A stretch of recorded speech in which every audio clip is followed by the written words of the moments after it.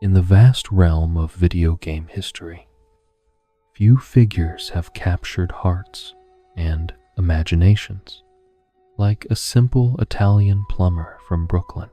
Born from the creative mind of Shigeru Miyamoto in 1981, Mario emerged not as the hero he would become, but as an unnamed carpenter facing a rampaging ape. His journey from humble arcade beginnings to global icon spans decades of adventures, transformations, and countless rescues. This is the complete chronicle of Mario's evolution, from his first leap over a barrel to his reign as gaming's most beloved character, a tale that shaped an entire industry and touched millions of lives across generations. In the early months of 1981, within the modest offices of Nintendo, a young game designer named Shigeru Miyamoto faced a creative challenge that would unknowingly reshape the entertainment landscape forever. The company desperately needed a breakthrough success to compete with arcade giants like Namco and their phenomenally popular Pac-Man. Previous Nintendo efforts, including the modest Western-themed sheriff, had failed to capture the public's imagination in any meaningful way. The pressure to create something extraordinary weighed heavily on the development team as they searched for inspiration. Miyamoto's original vision centered around licensing the beloved 1930s cartoon characters, Popeye, Bluto, and Olive Oyl, for what he envisioned as a rescue-themed adventure game. The concept seemed perfect, combining familiar characters with an engaging narrative structure that would appeal to arcade audiences.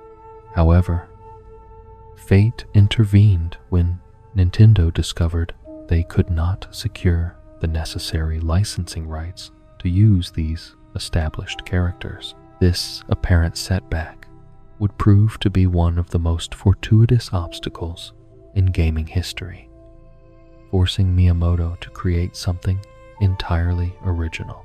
Undeterred by this licensing failure, Miyamoto began crafting his own cast of characters from scratch. The villain emerged first, inspired by the classic 1933 film King Kong, becoming the massive ape that would bear the name Donkey Kong. The damsel in distress character, initially called Lady and later renamed Pauline, represented the archetypal figure in need of rescue. Most significantly, the hero of this tale remained unnamed during the initial Japanese development, existing simply as the player character who would challenge the mighty ape. The technical limitations of arcade hardware in 1981 profoundly influenced every aspect of the character's design. Working within the constraints of a mere 16x16 pixel grid, Miyamoto faced the daunting task of creating a recognizable human figure using only a handful of colored dots. These restrictions, which might have frustrated other designers, became the foundation for one of the most iconic character designs in entertainment history. Every visual element had to serve multiple purposes while remaining clear and distinctive at the tiny resolution required by arcade monitors. The character's large nose emerged from pure necessity rather than artistic choice. With so few pixels available, Miyamoto needed to create distinctly human facial features that would remain visible even when the character moved across the screen. The prominent mustache solved a similar problem, eliminating the need to animate a mouth or complex facial expressions that would be impossible to render clearly at such a small scale. These seemingly simple design decisions created a memorable silhouette that would endure for decades. The Carpenter protagonist initially bore no name beyond his functional designation as Jumpman. His appearance reflected the technical limitations of early arcade hardware, with a distinctive red cap, chosen specifically to avoid the challenge of animating hair, and a prominent mustache designed to provide facial definition within the constraints of pixelated graphics. His blue overalls and red shirt created a striking visual contrast that would remain recognizable even on the low-resolution monitors of the era. Donkey Kong's gameplay mechanics represented a revolutionary departure from the shooting galleries and maze chase games that dominated arcade floors. Players controlled Jumpman as he navigated increasingly complex construction site environments, avoiding rolling barrels and other obstacles while climbing ladders and traversing platforms. The game required precise timing and spatial awareness, introducing concepts that would become fundamental to the platforming genre. The antagonist, Donkey Kong, possessed a personality that transcended typical video game villains of the time. Rather than serving as a mere obstacle, the giant ape displayed recognizable emotions and behaviors that made him feel almost sympathetic. His animations conveyed frustration, anger, and even moments of apparent satisfaction when successfully thwarting the player's progress. This attention to character development through limited animation frames demonstrated Miyamoto's understanding that compelling gameplay required more than mechanical challenges. Pauline, the captured maiden, represented one of gaming's earliest examples of a character serving as both motivation and narrative anchor. Though her role remained largely passive by modern standards, her presence provided emotional stakes that elevated the simple climbing mechanics into something approaching heroic adventure.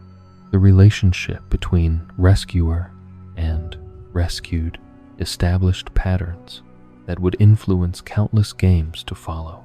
The construction site setting reflected contemporary American industrial imagery, with steel girders, rivets, and mechanical elements, creating an environment that felt both familiar and fantastical.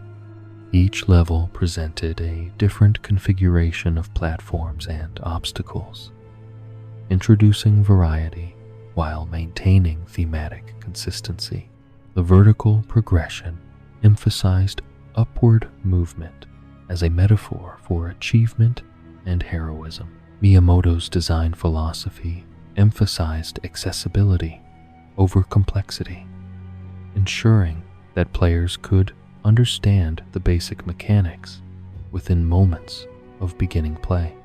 However, mastering the game's subtleties required extended practice and careful observation of enemy patterns. This balance between immediate comprehension and long-term challenge would become a hallmark of Nintendo's approach to game design.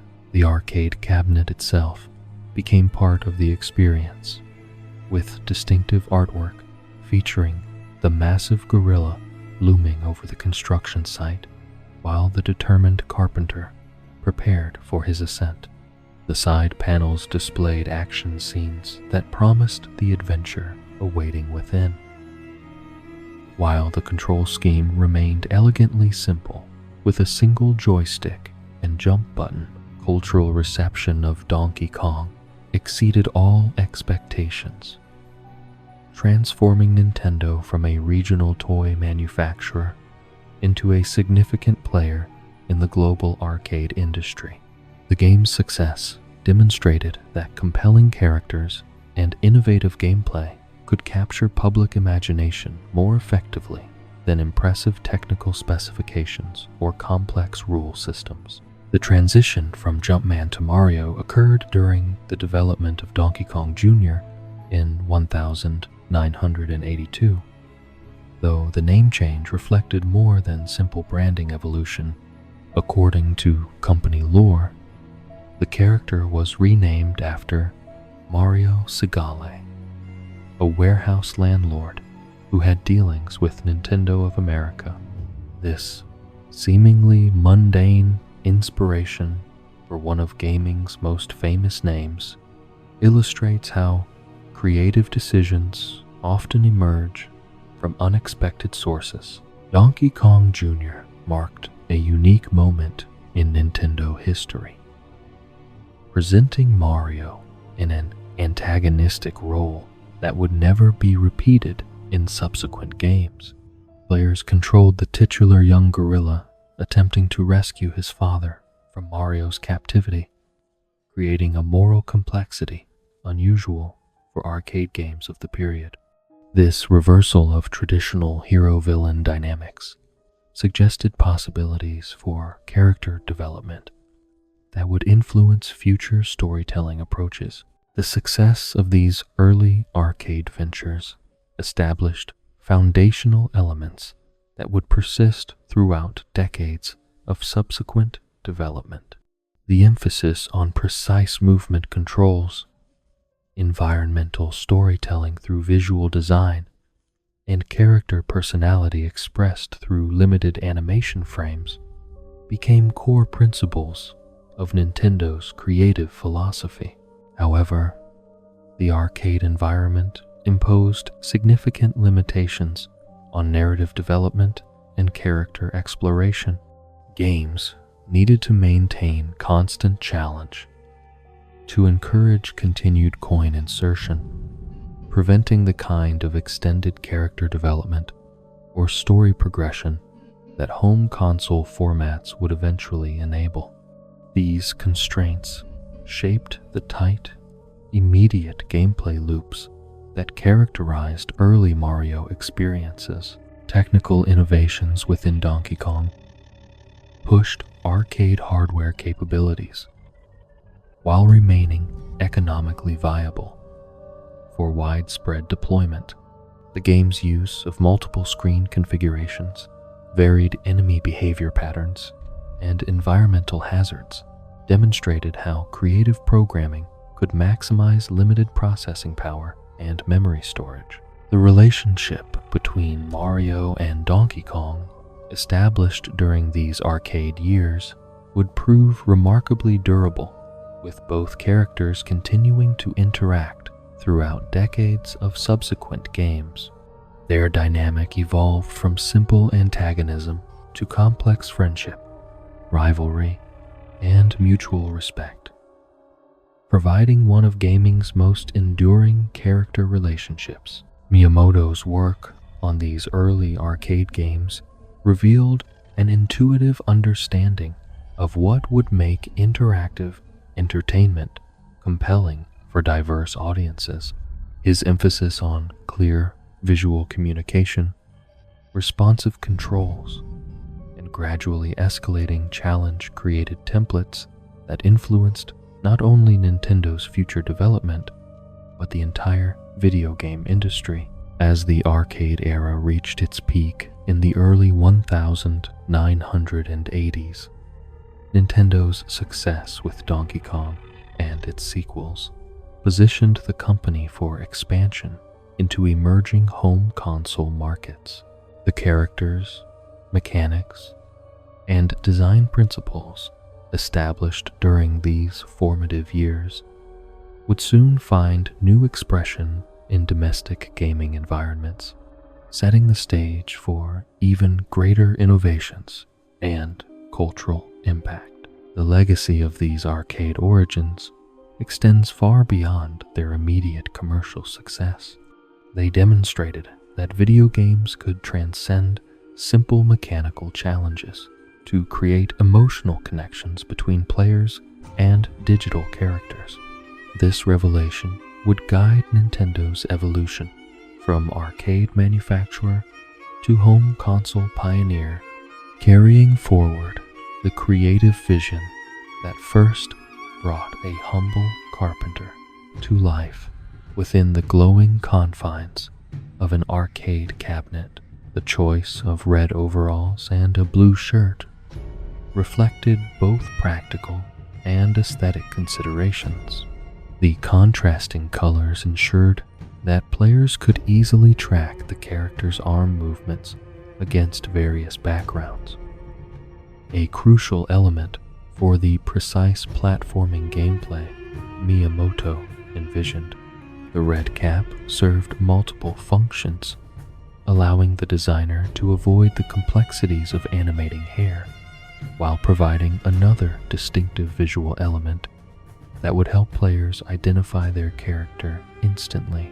During early development, the game's focus initially centered on maze navigation, rather than the jumping mechanics that would become synonymous with the character. However, Miyamoto soon recognized that movement variety would enhance the gameplay experience significantly.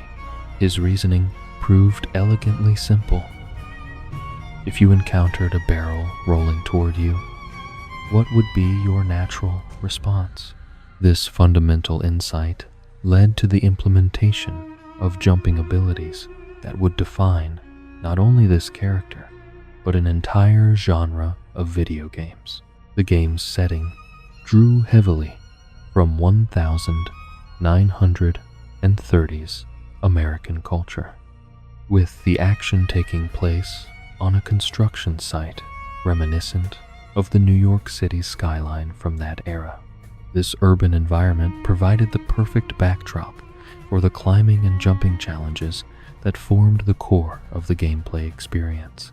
The influence of King Kong extended beyond the antagonist's design to encompass the entire aesthetic approach, creating a cohesive world that felt both familiar and fantastical.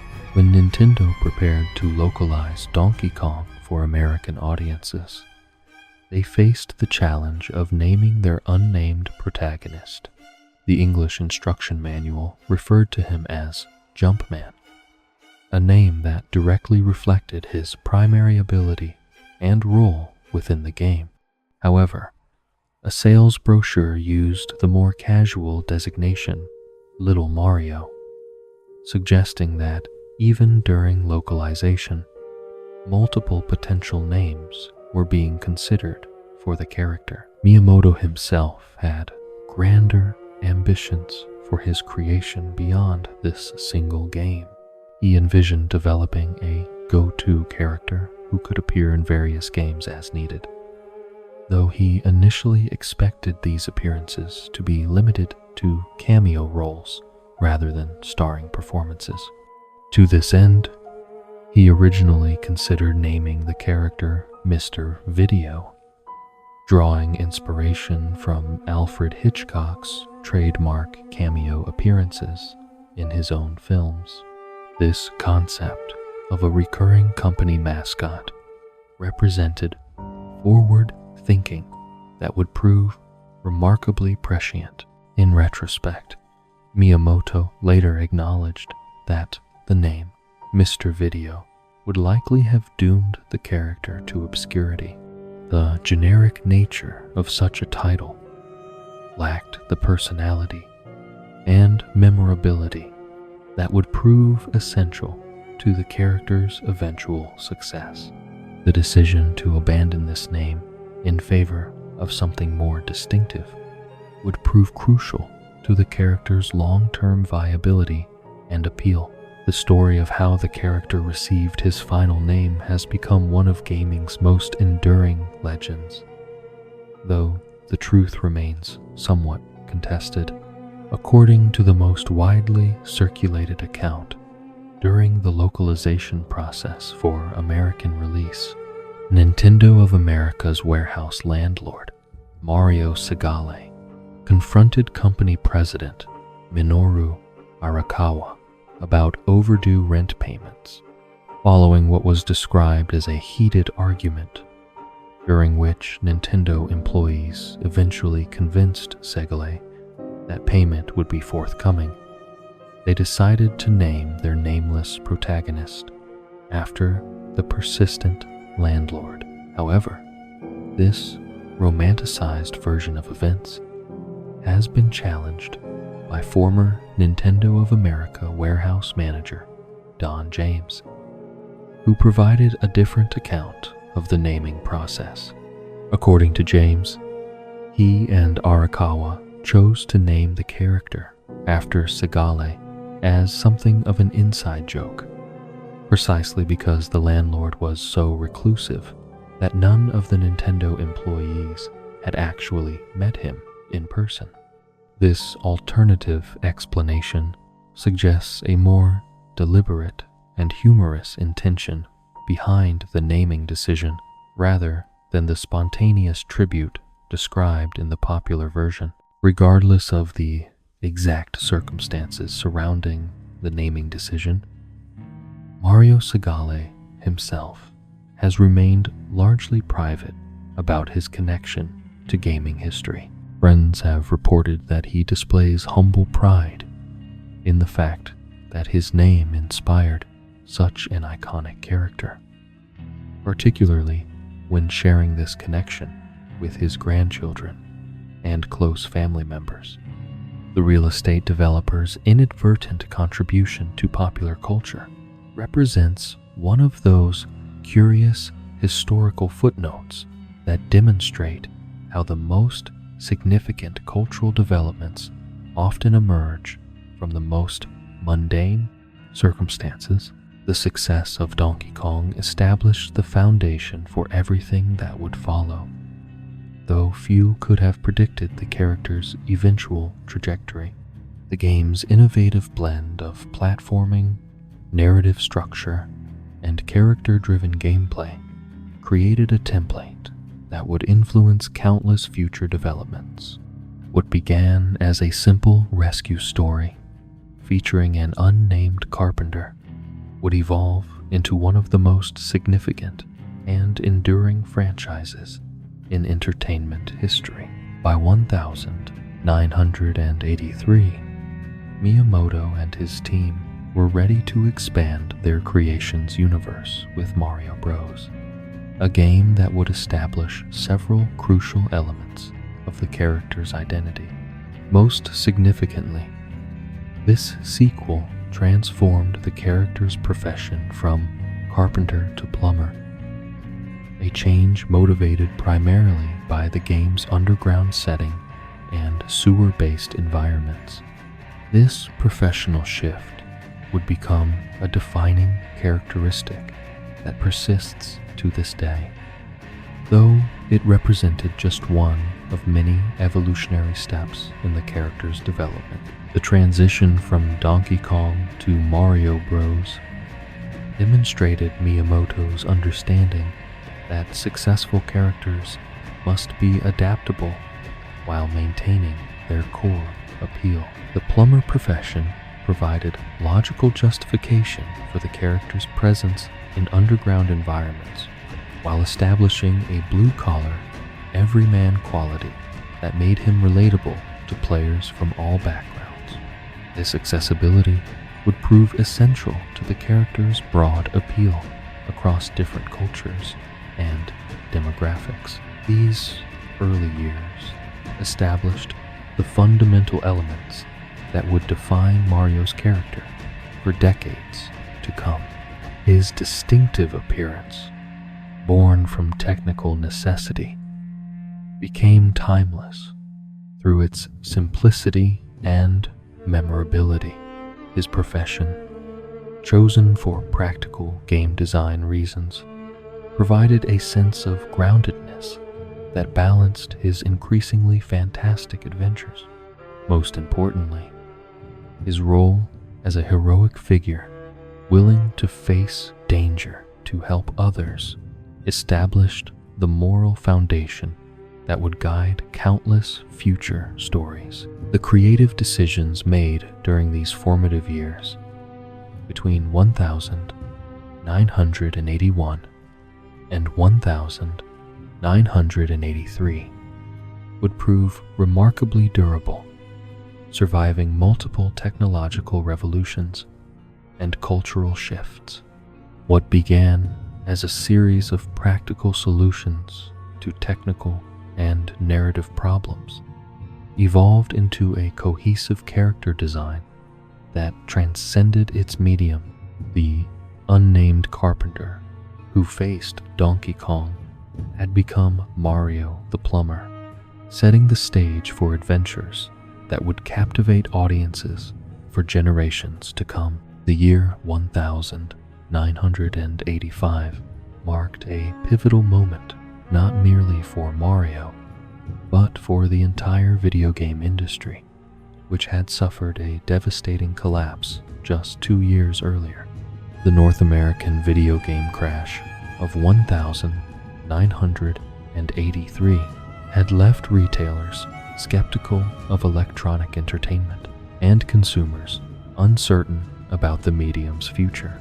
Into this uncertain landscape, Nintendo emerged with a revolutionary home console system and a game that would forever transform both Mario's destiny and the entertainment industry itself. The Nintendo Entertainment System represented more than technological advancement. It embodied a complete reimagining of what home video gaming could become. The development of Super Mario Bros. Brought together creative forces that would reshape the character's identity in fundamental ways. Takashi Tezuka, who had observed Mario's success in the arcade environment, suggested that this proven character should headline Nintendo's ambitious home console debut. The decision reflected both practical marketing wisdom and creative intuition.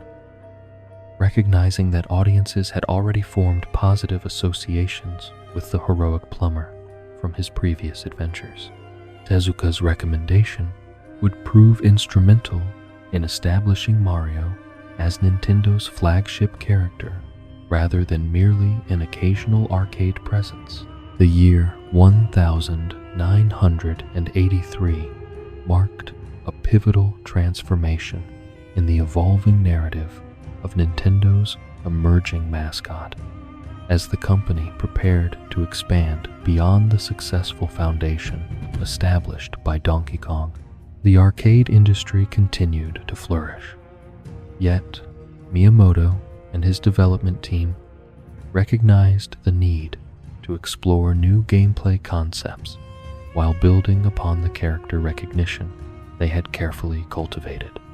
This creative drive led to the development of Mario Bros., a game that would introduce fundamental elements destined to shape the franchise for decades to come. The decision to transition Mario from carpenter to plumber reflected Nintendo's desire to create more versatile storytelling opportunities while establishing a clear professional identity for their protagonist. The plumbing profession offered narrative possibilities that extended beyond construction sites, opening pathways to underground adventures and providing logical explanations for Mario's presence in pipe-filled environments. This career change also aligned with American cultural stereotypes of Italian-American workers, adding layers of character authenticity that resonated with international audiences. Mario Bros. Presented players with an entirely new gameplay paradigm centered around cooperative mechanics and strategic enemy elimination. Rather than climbing vertical structures or avoiding obstacles, players now navigated horizontal sewer systems filled with aggressive creatures emerging from pipe networks. The game's emphasis on timing and coordination represented a significant departure from previous arcade experiences, requiring players to think tactically about enemy positioning and environmental manipulation. The introduction of Luigi marked one of gaming's most significant character debuts, establishing a sibling relationship that would become central to Nintendo's storytelling approach. Luigi's design maintained visual consistency with Mario, while introducing subtle differences that emphasized their distinct personalities. His taller stature, green coloration, and slightly more cautious demeanor created immediate visual distinction, while suggesting character traits that would be explored in future installments. The cooperative gameplay mechanics of Mario Bros. Reflected Nintendo's understanding that arcade experiences could benefit from social interaction and shared challenge. Two players could work together to clear each stage, combining their efforts to flip enemies and collect rewards. However, the game also introduced competitive elements, as players could interfere with each other's progress, creating dynamic tension between cooperation and rivalry that would influence multiplayer design philosophies for years to come. Enemy design in Mario Bros. Demonstrated sophisticated understanding of behavioral programming and pattern recognition. The shell creepers, sidesteppers, and fighter flies each possessed distinct movement patterns and vulnerability windows that required players to adapt their strategies accordingly. The POW block mechanism introduced environmental interaction as a core gameplay element, allowing players to stun multiple enemies simultaneously through precise timing and spatial awareness. The sewer setting provided atmospheric consistency while offering technical advantages for sprite-based graphics. Underground environments eliminated sky backgrounds and reduced color palette requirements, allowing developers to focus processing power on character animation and enemy behavior. The enclosed nature of sewer systems also created natural boundaries that kept gameplay focused and prevented player confusion about navigational objectives. Coin collection mechanics introduced in Mario Bros. Established economic systems that would become fundamental to future Mario games. Players gathered coins not merely as score indicators, but as tangible rewards for successful enemy elimination and environmental exploration. This simple concept would evolve into complex reward structures involving power-ups, extra lives, and progression unlocks in subsequent titles. The game's emphasis on precise jumping mechanics refined the control responsiveness that had distinguished Donkey Kong from its competitors. Mario and Luigi's movement patterns required careful consideration of momentum, timing, and spatial relationships.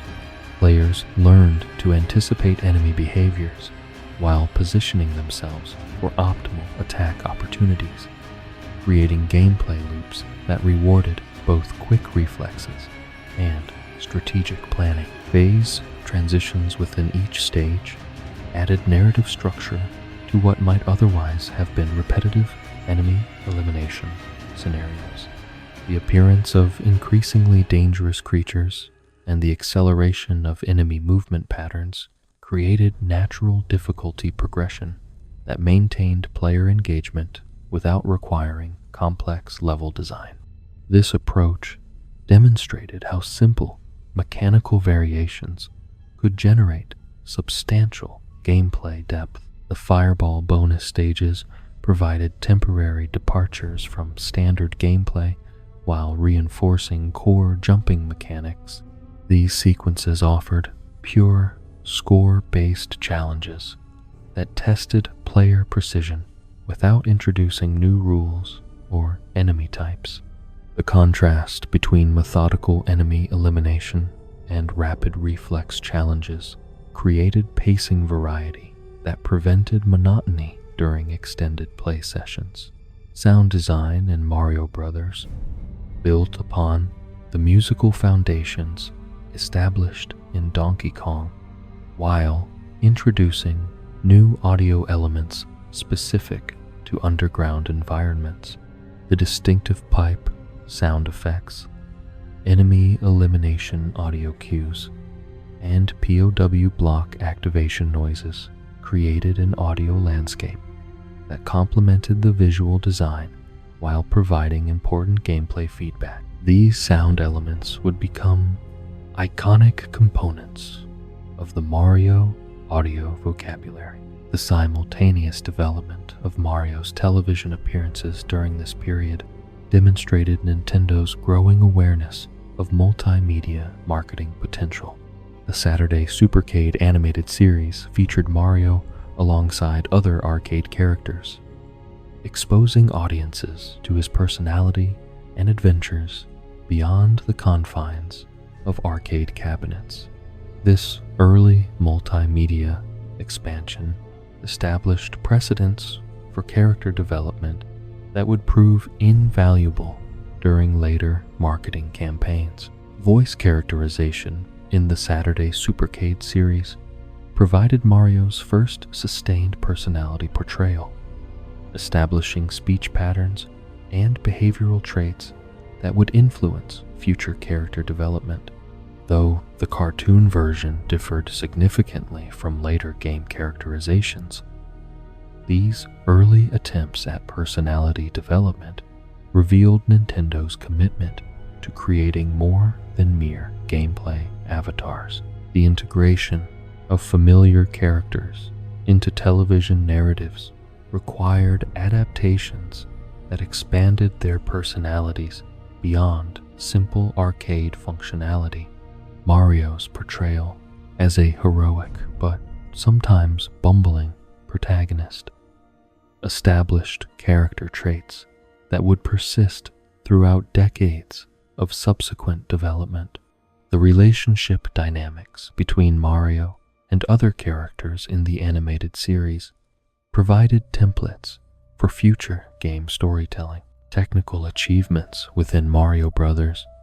Pushed arcade hardware capabilities while maintaining the accessibility that had characterized Nintendo's previous releases. The game's use of multiple simultaneous enemies, environmental interaction systems, and cooperative play mechanics demonstrated programming sophistication that impressed both players and industry observers.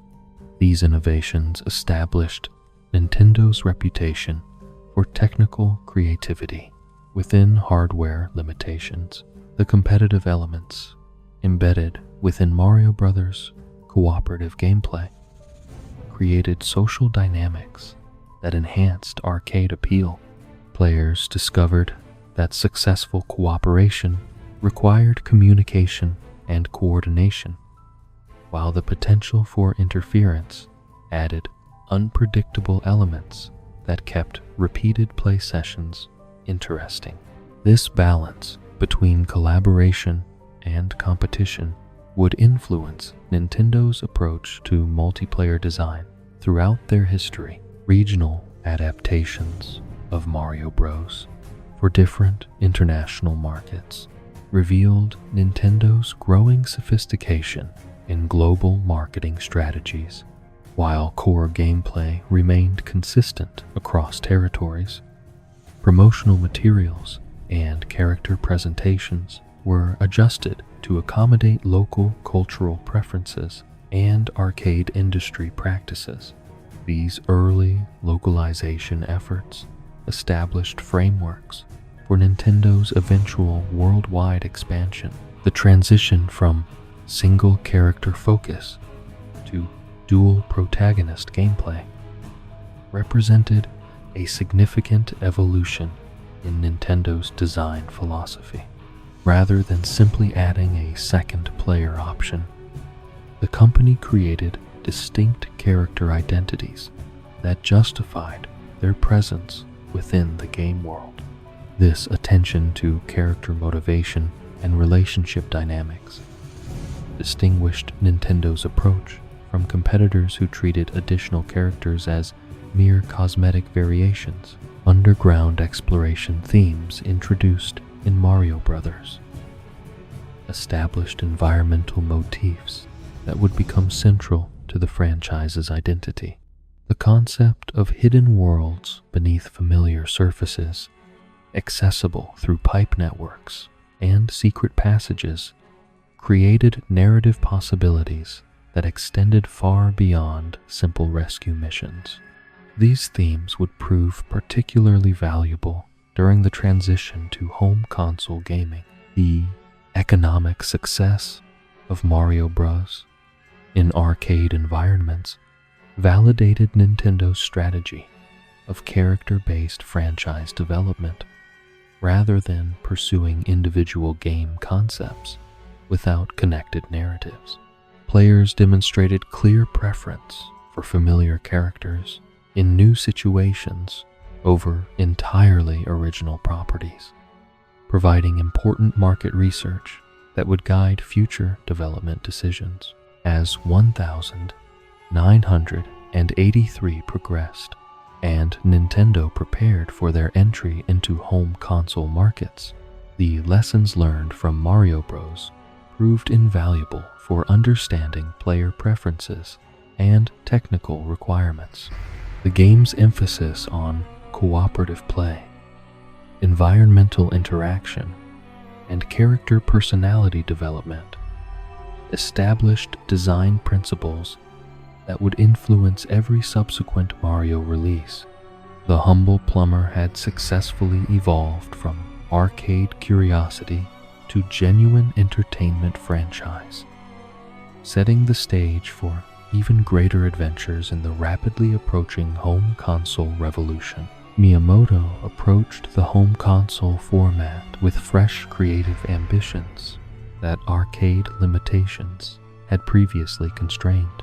The expanded memory capacity and processing power of the Nintendo Entertainment System allowed for larger game worlds, more complex mechanics, and deeper storytelling possibilities. The development team seized this opportunity to create something unprecedented in scope and polish, designing an experience that would showcase the console's capabilities, while establishing new standards for platforming games across the industry.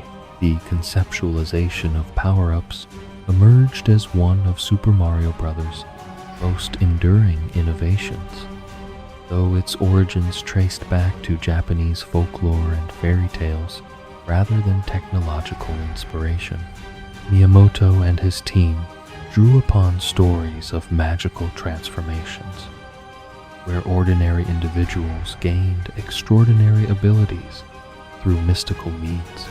This cultural foundation provided thematic coherence for a mechanic that might otherwise seem arbitrary, grounding the fantastical elements in familiar narrative traditions that resonated across different cultures. The Super Mushroom represented the most fundamental transformation, allowing Mario to grow from his small default state into a larger, more resilient form capable of surviving enemy contact.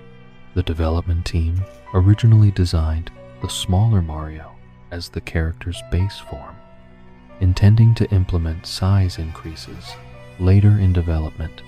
However, they discovered that the transformation mechanic itself provided such compelling gameplay satisfaction that it became a central feature rather than a mere technical consideration. The psychological impact of growth and empowerment proved as important as the practical gameplay benefits. The Fire Flower power-up introduced offensive capabilities that expanded Mario's interaction possibilities dramatically. Rather than relying solely on jumping to overcome obstacles, players could now project fireballs to defeat enemies from a distance, opening new strategic approaches to familiar challenges. This addition represented a significant evolution in character abilities while maintaining the elegant simplicity that characterized the overall design philosophy. The visual transformation that accompanied the power-up, changing Mario's color scheme from red and blue to red and white, provided clear visual feedback that reinforced the mechanical changes. The Superstar power-up embodied pure temporal empowerment, granting Mario temporary invincibility accompanied by increased speed and a distinctive musical flourish. This power-up served multiple design functions simultaneously, providing relief from difficult sections, encouraging aggressive play styles, and creating memorable moments of triumph that punctuated the overall experience. The time-limited nature of the effect added urgency and excitement, transforming brief periods of gameplay into exhilarating rushes of unstoppable progress. Princess Peach emerged during this period as a central figure in Mario's adventures, though her role reflected the storytelling conventions of the era rather than later developments in character agency and narrative complexity. The Princess of the Mushroom Kingdom provided both motivation for Mario's quest and a connection to the fantastical world he now inhabited. Her kidnapping by the villainous Bowser established a clear narrative framework that gave purpose to the platforming challenges while introducing players to the broader cast of characters that would populate future adventures. The Mushroom Kingdom itself represented a dramatic departure from Mario's previous urban environments, transporting players into a whimsical realm where familiar natural elements combined with surreal fantasy touches. This setting allowed for creative level design possibilities that would have seemed incongruous in the realistic construction sites of earlier games. The kingdom's diverse environments, from underground caverns to castle fortresses, provided thematic variety that kept players engaged throughout their journey, while establishing the visual vocabulary that would define the series for decades. Bowser's introduction as the primary antagonist created a formidable opponent whose imposing presence and fire-breathing abilities demanded strategic thinking rather than simple reflexes. The character design balanced intimidating power with a certain cartoonish charm that prevented the game from becoming genuinely frightening for younger players. Bowser's role as both recurring boss, enemy, and overarching threat provided structural coherence to the adventure, while establishing rivalry dynamics that would persist throughout the franchise's evolution. The commercial and critical success of Super Mario Bros. Established expectations for future installments that would challenge the development team to continuously innovate while maintaining the core appeal that made the original so compelling. The game's influence extended far beyond Nintendo's internal development, inspiring countless other creators and establishing design principles that would guide platform game development for generations. The combination of precise controls, imaginative level design, and progressive difficulty created a template that remains influential in contemporary game development. Super Mario Bros. 2 presented unique challenges for both the development team and Mario's character evolution, emerging from circumstances that would have seemed impossible to predict during the original game's development. Nintendo of America determined that the direct Japanese sequel to Super Mario Bros.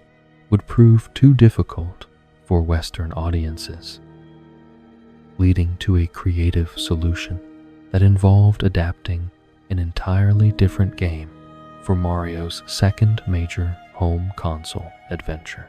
Doki Doki Panic, originally developed by director Kensuke Tanabe, became the foundation for what American audiences would know as Super Mario Bros. 2. The adaptation process required extensive character modifications that would introduce lasting changes to Mario's established identity. The 4 playable characters in Doki Doki Panic possessed different physical attributes and abilities, necessitating a complete reimagining of Mario's movement capabilities and characteristics. Most significantly, this game established the height difference between Mario and Luigi that would become a permanent aspect of their relationship, with Luigi's taller, more slender build contrasting with Mario's shorter, stockier physique. This visual distinction helped differentiate the brothers while providing gameplay variety through Luigi's enhanced jumping abilities. The visual and mechanical departures in Super Mario Bros. 2 demonstrated the character's adaptability to different gameplay styles and narrative contexts. Mario's ability to pick up and throw objects, including enemies and environmental elements, expanded his interaction vocabulary significantly beyond the jumping and power-up mechanics of the original game. These new abilities would influence future games in the series, proving that innovation could emerge from unexpected sources and that Mario's character could accommodate diverse gameplay approaches without losing his essential appeal. Super Mario Bros. 3 represented a return to the series' established formula, while introducing experimental elements that would define Mario's visual identity for years to come. The game's development team embraced the concept of themed power-ups that transformed Mario's appearance dramatically, creating costumes that referenced different animals and mythological creatures. The raccoon suit emerged as the most iconic of these transformations, though its selection represented careful consideration among multiple possibilities, including a centaur-themed power-up that was ultimately deemed too complex for the game's aesthetic. The raccoon suit's design reflected both practical gameplay considerations and whimsical visual appeal, providing Mario with limited flight capabilities while creating a distinctive silhouette that players could identify instantly. The tail-based attacks added another offensive option to Mario's repertoire, while the flying mechanic introduced three-dimensional movement possibilities that foreshadowed future developments in the series. The power-up's success demonstrated that Mario's character could accommodate dramatic visual changes without compromising his fundamental identity or appeal. The theatrical presentation of Super Mario Bros. 3, with its stage-like world map and curtain-framed levels, introduced meta-narrative elements that acknowledge the game's artificial nature while maintaining immersive gameplay. This approach suggested a sophisticated understanding of audience engagement, recognizing that players could simultaneously accept the game's fantastical premise while appreciating its constructed nature. The design philosophy would influence future entries in the series and demonstrate the potential for self-aware game design that enhanced rather than undermined player investment. The success of Super Mario Bros. 3 extended beyond the gaming medium itself, inspiring the adventures of Super Mario Bros. 3 animated television series that brought Mario's adventures to Saturday morning audiences. Actor Walker Boone's voice portrayal of Mario in this adaptation represented one of the character's earliest consistent vocal interpretations, though it would later be superseded by other performers. As the character's media presence expanded, the television series demonstrated Mario's growing cultural significance and his potential to succeed across different entertainment formats.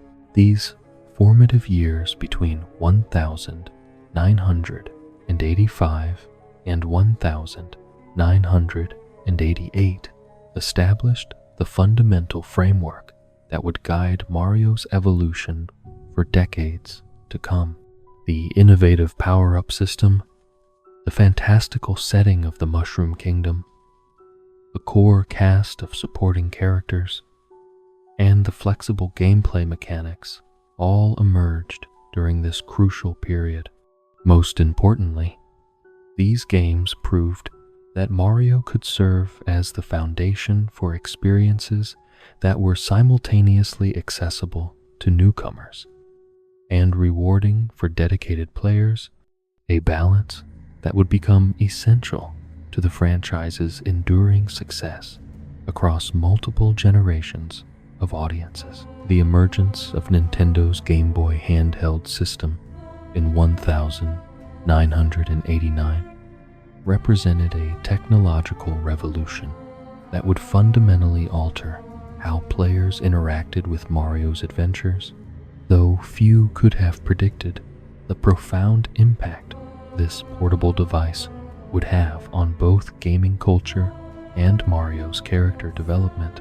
Hiroshi Yamauchi, Nintendo's visionary president, possessed an unwavering conviction that compelling games drove console sales rather than technical specifications alone. His philosophy, encapsulated in the statement that fun games sold consoles, guided Nintendo's approach to the Game Boy's software library and led directly to the decision that Mario should headline the system's launch lineup. The development of Super Mario Land presented unique challenges that had never been encountered in the character's previous adventures.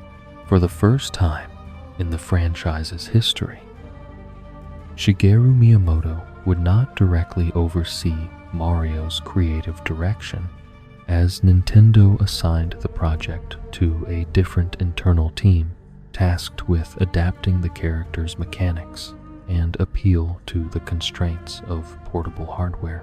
This departure from established development patterns represented both an opportunity for fresh perspectives and a test of whether Mario's core appeal could transcend the specific creative vision of his original creator.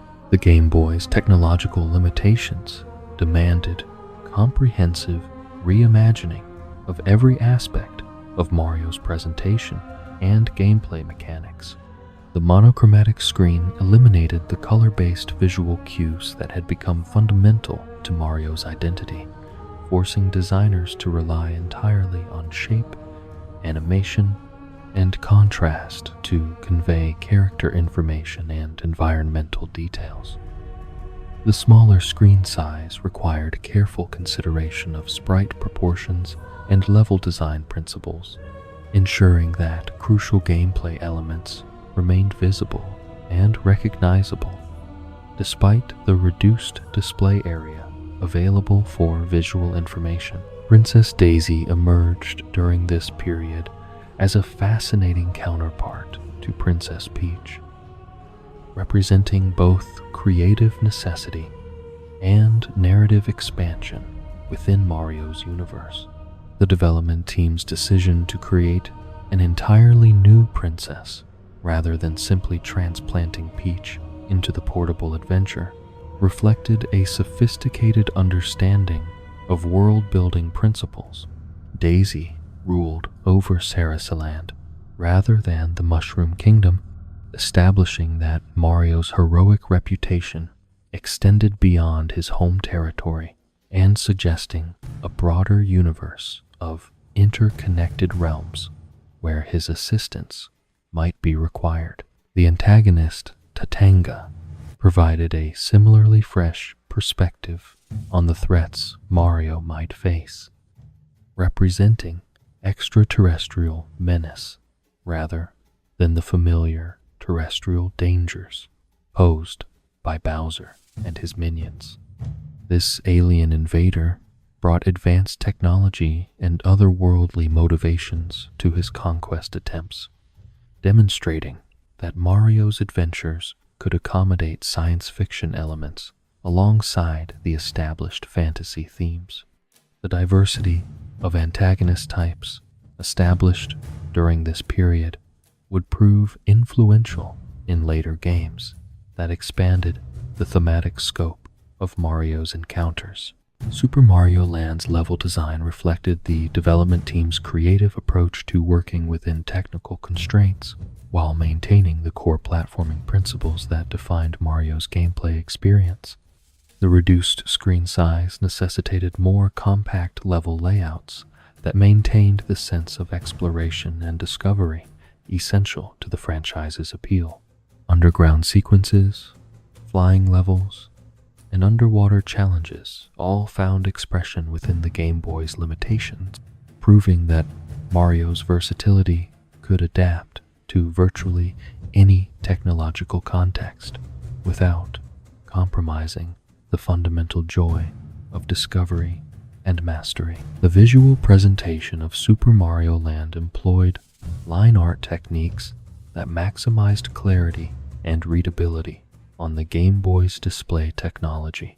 These artistic choices, born from necessity, created a distinctive aesthetic that differentiated the portable entries from their console counterparts while maintaining unmistakable Mario characteristics.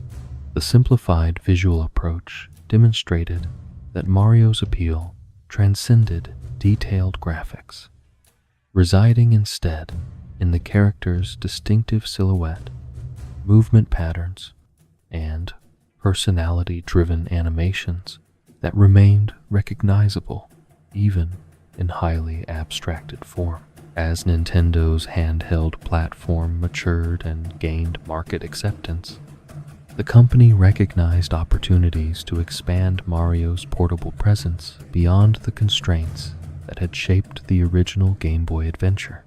The development of Super Mario World for the Super Nintendo Entertainment System represented a parallel evolution that would eventually influence portable design philosophy, though its primary significance lay in introducing concepts that would reshape Mario's adventures across all platforms for years to come. Super Mario World's most revolutionary contribution to Mario's universe came through the introduction of Yoshi, the dinosaur companion, whose presence had been anticipated since the earliest days of the franchise's development. Miyamoto had harbored ambitions to include a dinosaur-like partner since the original Super Mario Bros., but technical limitations had consistently prevented the realization of this creative vision.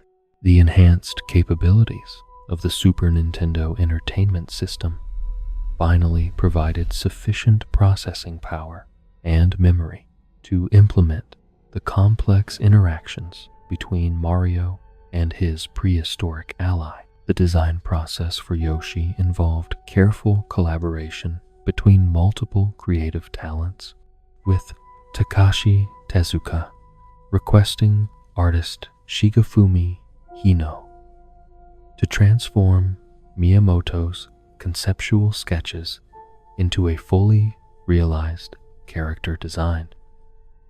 These initial concepts had been developed during the creation of Super Mario Bros. 3, demonstrating the long gestation period that major creative innovations often required within Nintendo's development philosophy. The final design balanced practical gameplay considerations with appealing visual characteristics, creating a character that felt both functional and emotionally engaging. Yoshi's integration into Mario's gameplay mechanics represented a significant evolution in the complexity and variety of player interactions available within the platforming framework. The dinosaur companion provided enhanced jumping abilities, unique attack methods through his extended tongue, and the capacity to consume enemies and environmental elements in ways that created new strategic possibilities. Most importantly, Yoshi's presence introduced cooperative elements that transformed Mario from a purely individual hero into part of a dynamic partnership that emphasized mutual support and combined abilities. The thematic setting of Dinosaur Land provided perfect narrative justification for Yoshi's presence while expanding the geographical and temporal scope of Mario's adventures. This prehistoric environment suggested that Mario's travels could transcend not only spatial boundaries, but temporal ones as well, opening possibilities for future adventures that might explore different historical periods or fantastical realms beyond the established kingdoms and lands of previous games. The successful integration of dinosaur themes proved that Mario's universe could accommodate diverse settings without losing its essential character or appeal. Super Mario World's release coincided with an intensifying competitive landscape that would profoundly influence public perception of Mario and Nintendo's position within the gaming industry.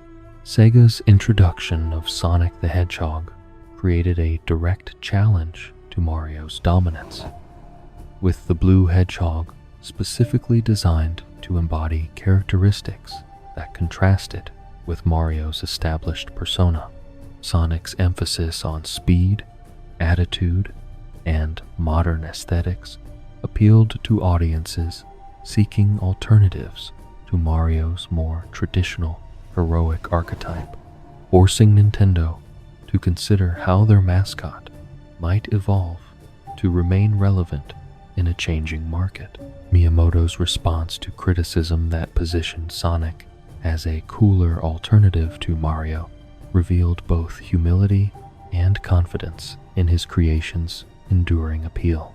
His public apology for Mario's perceived limitations demonstrated remarkable grace under competitive pressure, while simultaneously suggesting that he understood the criticism might contain valuable insights about audience preferences and market dynamics. This response exemplified the thoughtful approach that had guided Mario's development from the beginning, prioritizing substance over superficial appeal while remaining open to constructive evolution. The console war between Nintendo and Sega during this period highlighted fundamental philosophical differences in character design and marketing strategy that would influence the gaming industry for years to come. While Sega positioned Sonic as edgy and modern, Nintendo maintained faith in Mario's timeless qualities of determination, optimism, and accessibility. The contrasting approaches provided consumers with genuine choice between different gaming philosophies, ultimately strengthening the medium by demonstrating that diverse creative visions could coexist and thrive within the same market. Super Mario Land 2. 6 golden coins marked a significant departure from established Mario narrative conventions by focusing the adventure on Mario's personal interests rather than external rescue missions. For the first time in the franchise's history, Mario embarked on a quest motivated by his own needs, seeking to reclaim ownership of Mario Land from the usurper Wario, who had seized control during Mario's absence. This shift toward personal stakes added psychological complexity to Mario's adventures, while maintaining the essential platforming gameplay that defined the series. The development circumstances surrounding Super Mario Land 2 revealed interesting dynamics within Nintendo's internal structure and creative processes. Nintendo Research and Development 1, the team assigned to create this sequel, had expressed limited enthusiasm for working with Mario as a character, viewing him as an external imposition rather than an organic part of their creative vision. This reluctance led to the creation of Wario as a deliberate expression of their frustration with being required to work within established character constraints rather than developing original properties. Wario's character design embodied this creative tension through deliberate inversion of Mario's established characteristics and values. Where Mario represented heroism and selflessness, Wario embodied greed and self-interest.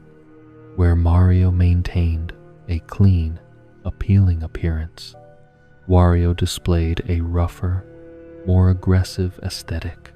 The name itself represented wordplay, combining Mario with the Japanese term warui, meaning bad, to create a bad Mario whose existence challenged assumptions about heroic protagonists and audience expectations.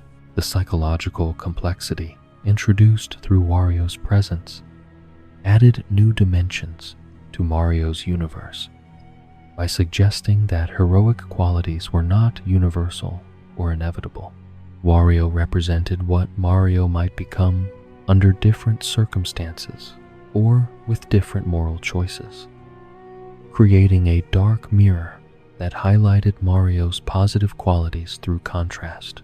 This dynamic would prove influential in later games that explored moral complexity and character development within the franchise's generally optimistic worldview. The success of Super Mario Land 2 demonstrated that audiences appreciated narrative innovation within familiar gameplay frameworks, encouraging future experimentation with storytelling approaches that might challenge conventional expectations while preserving the core mechanical appeal that defined Mario's adventures.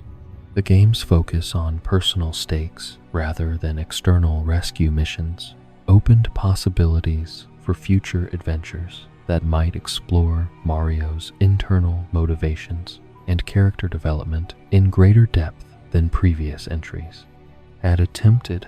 The portable gaming experiences developed during this period established principles that would guide Mario's evolution across multiple platforms and technological generations. The successful adaptation to hardware constraints proved that Mario's essential appeal transcended specific technical implementations, residing instead in fundamental gameplay principles and characteristics that could be expressed effectively across diverse technological contexts.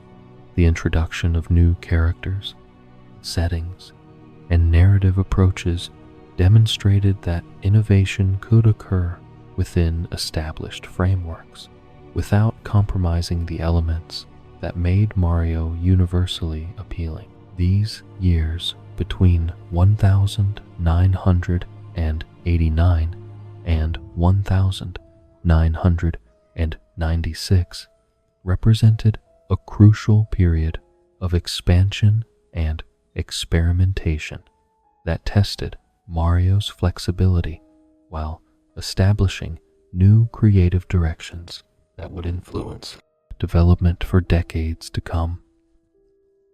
The successful navigation of technological constraints, competitive pressures, and internal creative challenges proved that Mario possessed the resilience and adaptability necessary to remain relevant across changing market conditions and evolving audience expectations. Most importantly, these experiences demonstrated that Mario's appeal derived from deeper sources than technological sophistication or superficial design elements, suggesting that his cultural significance would endure regardless of future technological developments or competitive challenges. The arrival of the Nintendo 64 console in 1996 marked perhaps the most significant technological leap in Mario's evolutionary journey, as the beloved Plumber prepared to make his inaugural venture into the realm of three-dimensional gameplay. This transition represented far more than a simple graphical upgrade. It fundamentally challenged every assumption about how Mario moved, how players interacted with his world, and how game designers could construct meaningful challenges within a completely new spatial paradigm. The development team at Nintendo faced the monumental task of translating decades of accumulated design wisdom into an entirely different medium while preserving the essential characteristics that made Mario universally beloved. Super Mario 64 emerged from this technological revolution as both a technical showcase and a creative masterpiece, though its development process revealed the extraordinary challenges inherent in pioneering new forms of interactive entertainment. The concept of three-dimensional video games remained largely theoretical for most of the gaming industry, with few established conventions or reference points to guide developers attempting to create compelling experiences within this new medium. Nintendo's development team understood that they were not merely creating another Mario game, but potentially establishing the foundation upon which future three-dimensional games would be built across the entire industry. Yoshiaki Koizumi, tasked with creating Mario's first three-dimensional model and animation system, encountered obstacles that perfectly exemplified the challenges facing the entire development team. With no existing framework or reference materials to guide his efforts, Koizumi found himself inventing solutions to problems that had never been encountered before in video game development.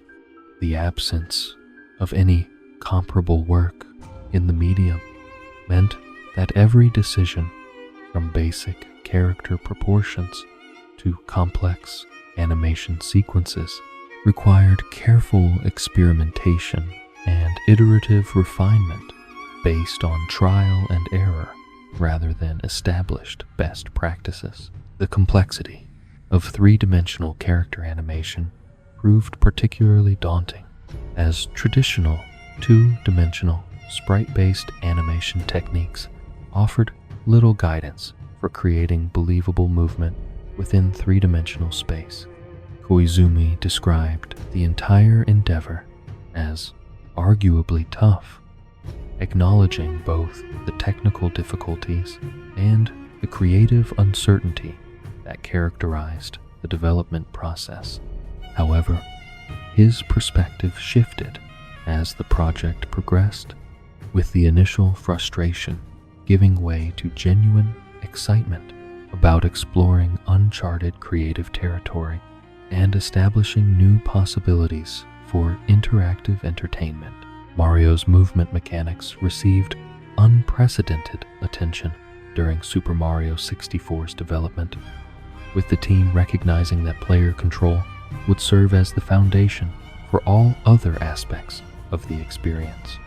The analog control stick, introduced with the Nintendo 64 controller, provided nuanced input possibilities that had never existed in previous Mario games, allowing for gradual speed variations and precise directional control that opened entirely new approaches to platforming challenges.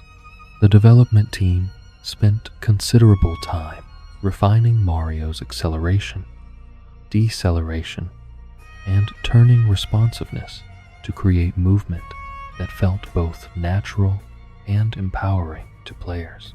The prioritization of movement refinement led to an unusual development approach, where Mario's animation and control systems were extensively tested and polished long before the basic layout of game environments had been finalized.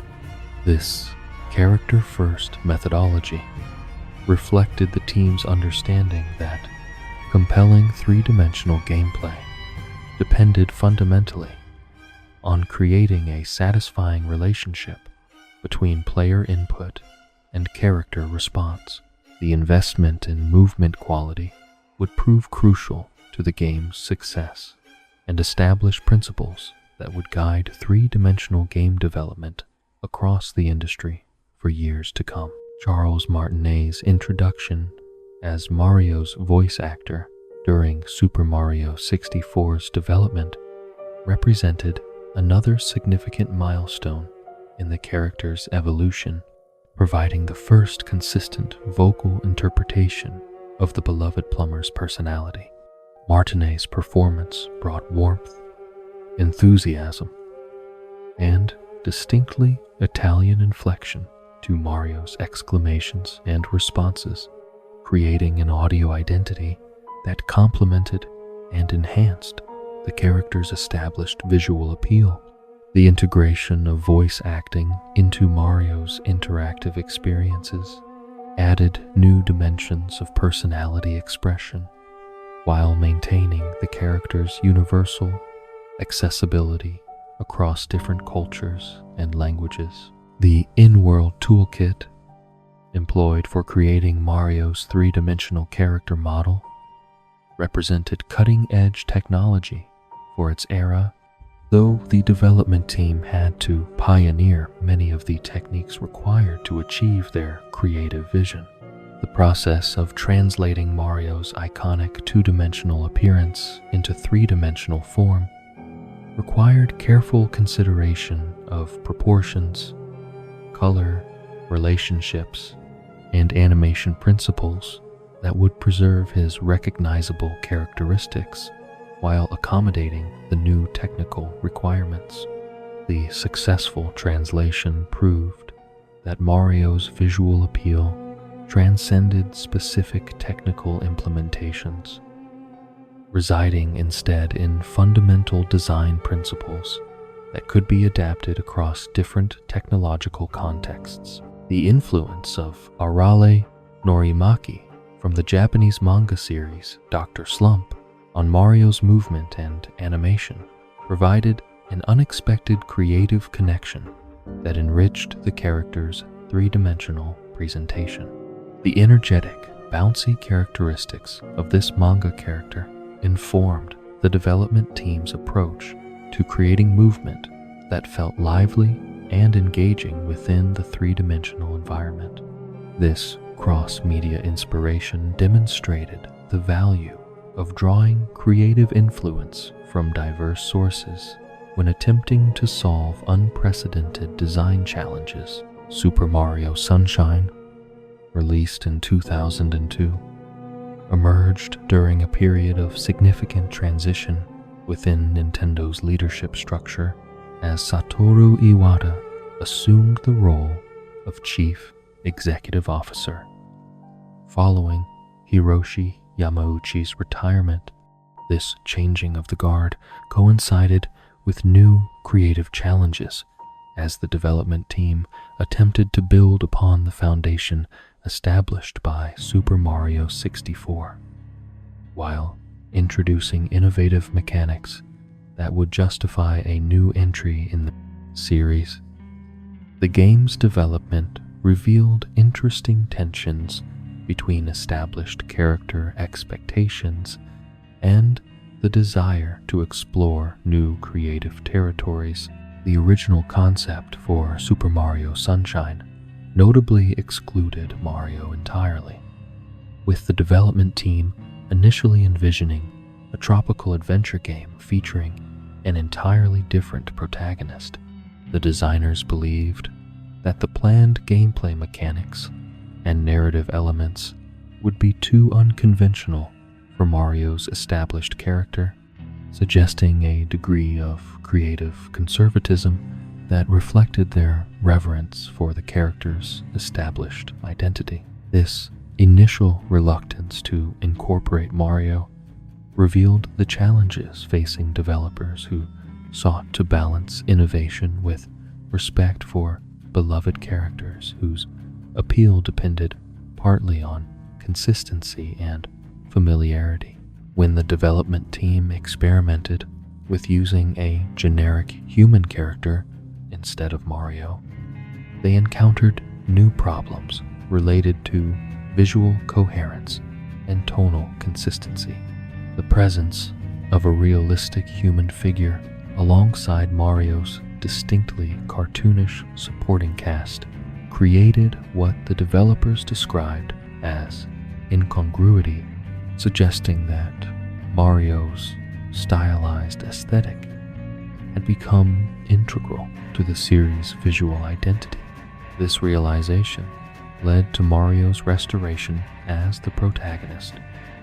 Though the experience highlighted the complex considerations involved in character design and world building within established fictional universes, the introduction of FLUDD,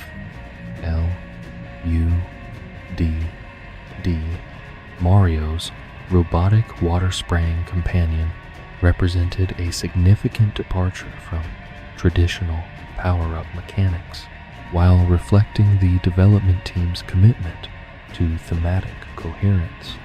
Among 10 different design concepts considered for Mario's new tool, FLUDD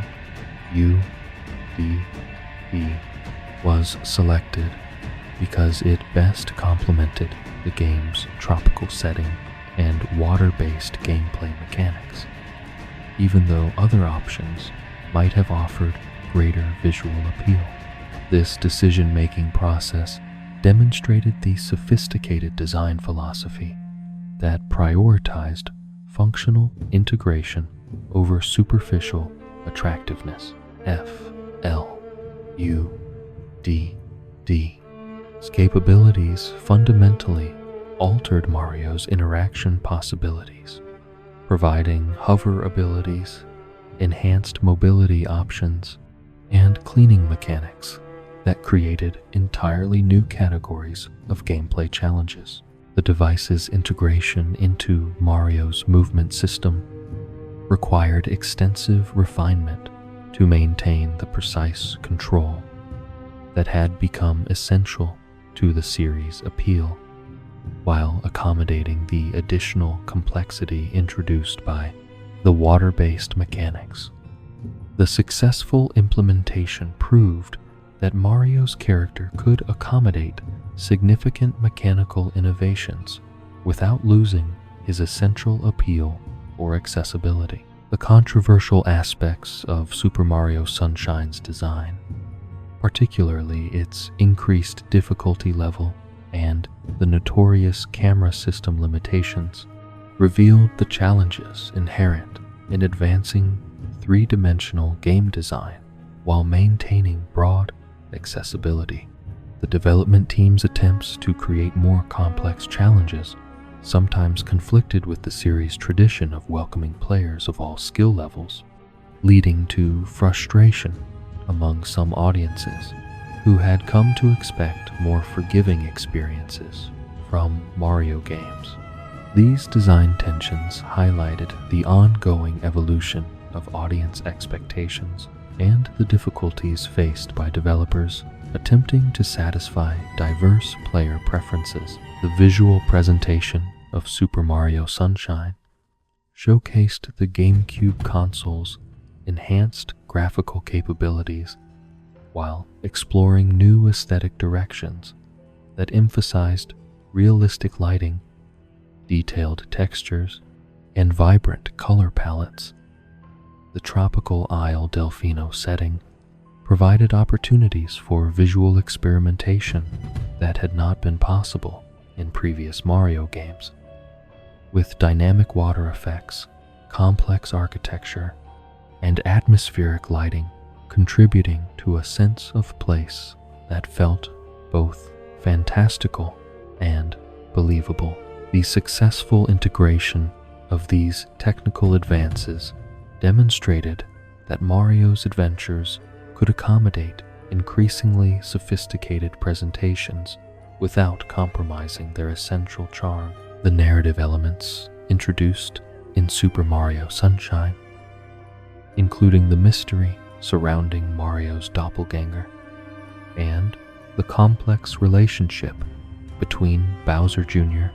and his father, Bowser, added new layers of storytelling sophistication to the series while maintaining its family-friendly accessibility. The game's plot required Mario to clear his name after being falsely accused of vandalism, providing personal stakes that differed from the traditional rescue missions that had defined most previous adventures. This narrative innovation demonstrated that Mario's character could support more complex storytelling approaches without losing his essential heroic appeal. The mixed, critical, and popular reception of Super Mario Sunshine provided valuable lessons about the relationship between innovation and audience expectations within established franchises.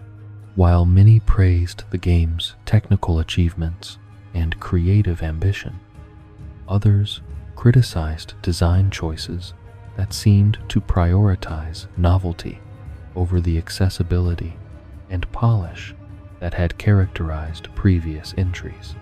The diverse reactions highlighted the challenges facing developers who sought to advance beloved series while satisfying audiences with varying preferences and tolerance for change.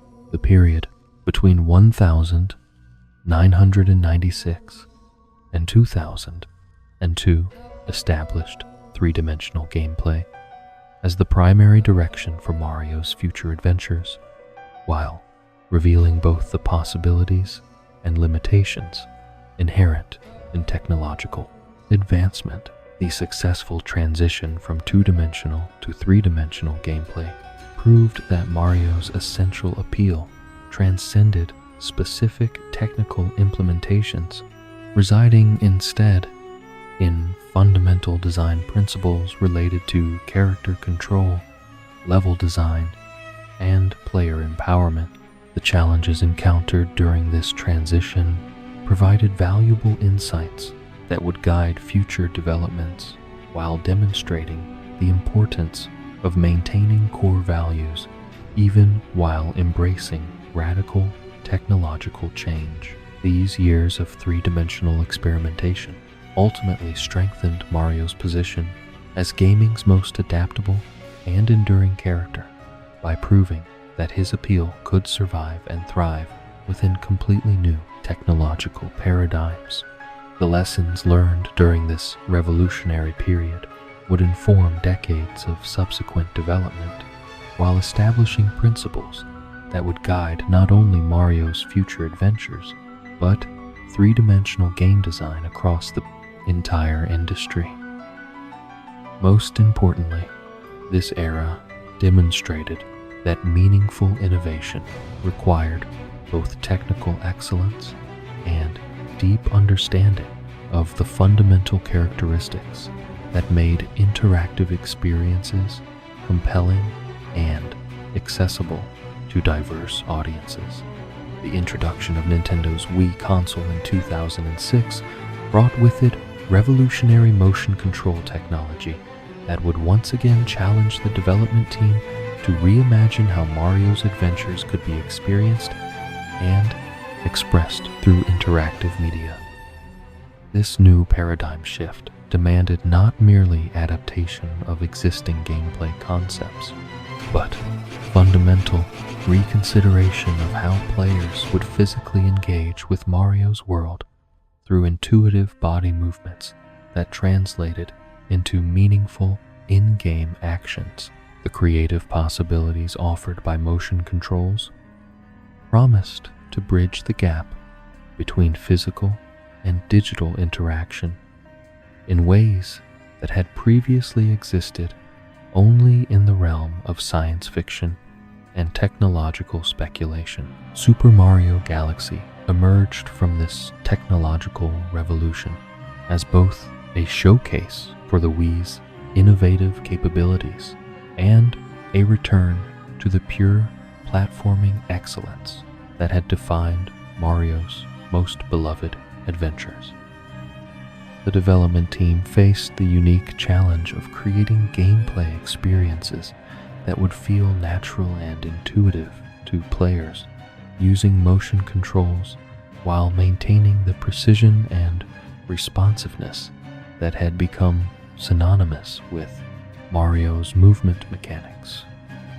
The resulting design philosophy balanced accessibility for newcomers with the depth and complexity that experienced players had come to expect from the franchise. The conceptual foundation of Super Mario Galaxy centered around the revolutionary idea of spherical planets that players could navigate in three-dimensional space, creating gameplay possibilities that had never been explored in previous Mario adventures. These miniature worlds, each with their own gravitational fields and unique environmental characteristics, allowed for creative level design approaches that challenged traditional assumptions about spatial relationships and player orientation.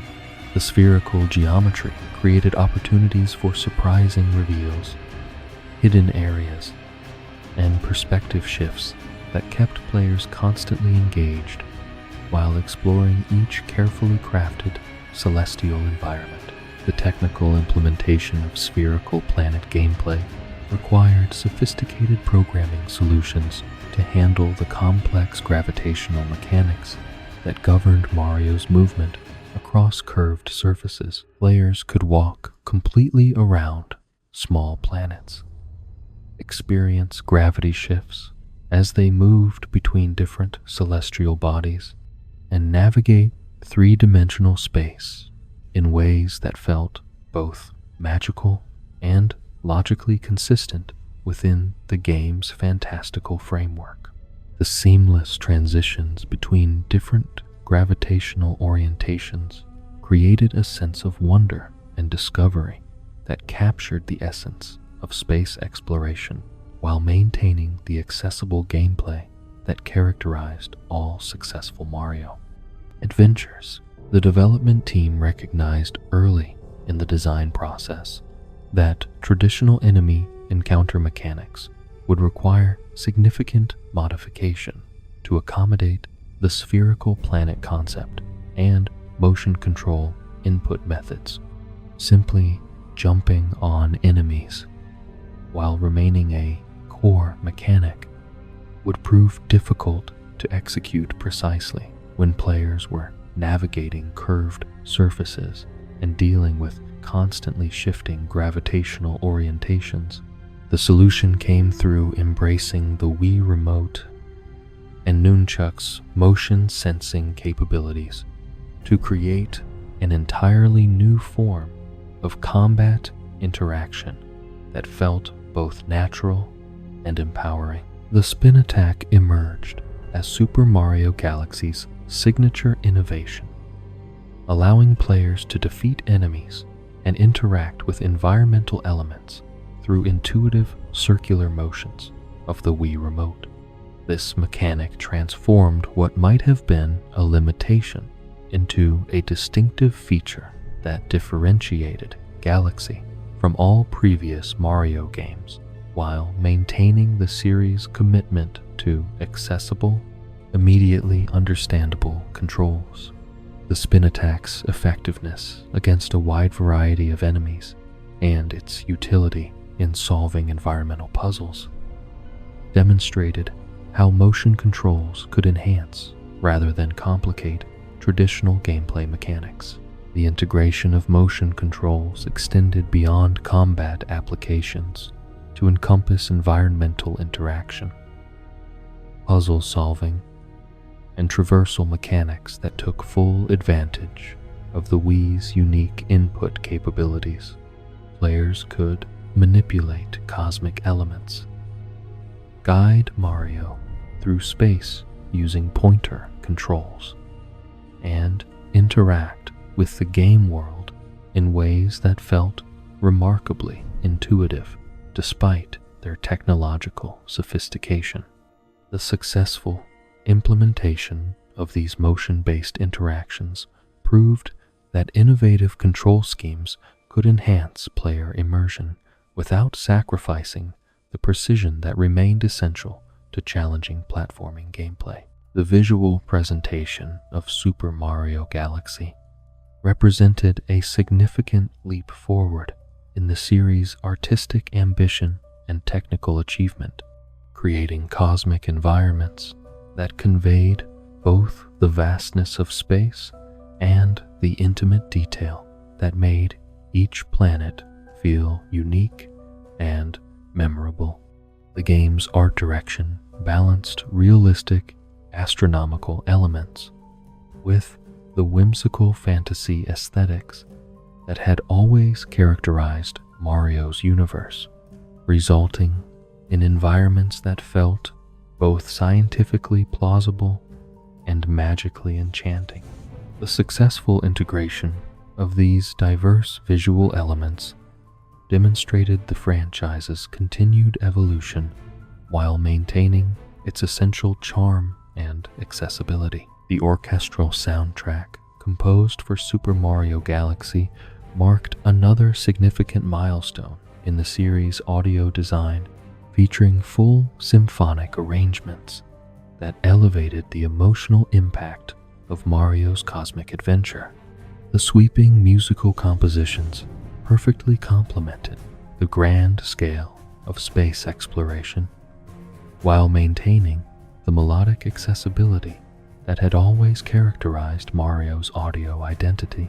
The integration of live orchestral performance with interactive gameplay created unprecedented emotional resonance that enhanced player engagement and created lasting memories that extended far beyond the immediate gaming experience. The difficulty balancing implemented in Super Mario Galaxy reflected careful consideration of the challenges inherent in introducing motion controls while maintaining the series' tradition of welcoming players of all skill levels. The development team made the strategic decision to reduce Mario's hit points compared to previous three-dimensional entries, creating more immediate consequences for player mistakes, while encouraging more careful and deliberate play styles. This adjustment compensated for the learning curve associated with motion controls, while preserving the sense of challenge that experienced players expected from Mario adventures. The reduced hit point system required players to develop greater mastery of the motion control mechanics, while maintaining the forgiving design philosophy that had always made Mario games accessible to newcomers. The balance between challenge and accessibility proved crucial to the game's broad appeal, ensuring that the innovative control scheme enhanced rather than hindered player enjoyment. The successful implementation of this balance demonstrated that technological innovation could coexist with established design principles when implemented with sufficient care and consideration. The 14-year absence of traditional two-dimensional Mario gameplay on home consoles created unprecedented anticipation for New Super Mario Bros., which marked the series' return to its side-scrolling roots while incorporating modern technological capabilities and design sensibilities. This revival represented more than simple nostalgia. It demonstrated Nintendo's recognition that different gameplay styles could coexist within the Mario universe while serving different player preferences and expectations. The development team faced the challenge of updating classic gameplay formulas for modern audiences while preserving the essential characteristics that had made the original games timelessly appealing. New Super Mario Bros. Employed a sophisticated visual approach that utilized three-dimensional character models and environmental assets, while constraining player movement to traditional two-dimensional planes. This 2.5D presentation technique combined the visual richness made possible by modern hardware with the precise control and level design principles that had defined the classic Mario experience. The approach proved that technological advancement could serve traditional gameplay concepts rather than necessarily replacing them with entirely new paradigms. The expanded capabilities available to the development team through modern hardware eliminated many of the technical constraints that had shaped previous two-dimensional Mario games, creating opportunities for more complex level design and mechanical innovation. Characters were no longer limited to sprite-based animation, allowing for more expressive movements and visual personality. Environmental design could incorporate three-dimensional elements and dynamic lighting effects that enhanced visual appeal without compromising the clarity and readability essential to precise platforming gameplay. The introduction of voice acting to the two-dimensional Mario series through Charles Martinet's continued performance as both Mario and Luigi represented an important step in unifying the character's presentation across different gameplay formats. The consistent vocal characterization helped maintain continuity between the various Mario game styles, while adding personality and charm that enhanced player connection to the characters. The successful integration of voice acting proved that traditional gameplay formats could benefit from modern presentation techniques without losing their essential appeal. The mechanical innovations introduced in New Super Mario Bros. Demonstrated that classic gameplay formulas remained capable of supporting meaningful innovation when approached with sufficient creativity and technical capability. New movement options such as wall jumping, ground pounding, and enhanced swimming mechanics expanded Mario's interaction vocabulary while maintaining the intuitive control schemes that had always characterized the series. Environmental elements like swinging ropes, tilting platforms, and interactive background objects created new puzzle and traversal possibilities that felt both fresh and authentically Mario-like. The development of subsequent entries in the New Super Mario Bros. Series, including New Super Mario Bros. Wii, New Super Mario Bros. 2, and New Super Mario Bros. U, demonstrated the enduring appeal of traditional Mario gameplay while showcasing the benefits of iterative design improvement. Each entry refined and expanded upon the foundation established by the original revival. while introducing new mechanical concepts and visual enhancements that justified their existence as distinct experiences rather than mere repetitions of established formulas. New Super Mario Bros. U achieved particular significance as the first Mario game to utilize high-definition graphics, marking another technological milestone in the character's visual evolution. The enhanced resolution and detail possible through HD presentation allowed for unprecedented clarity and visual richness while maintaining the clean, readable aesthetic that had always made Mario games immediately accessible to players of all ages and experience levels.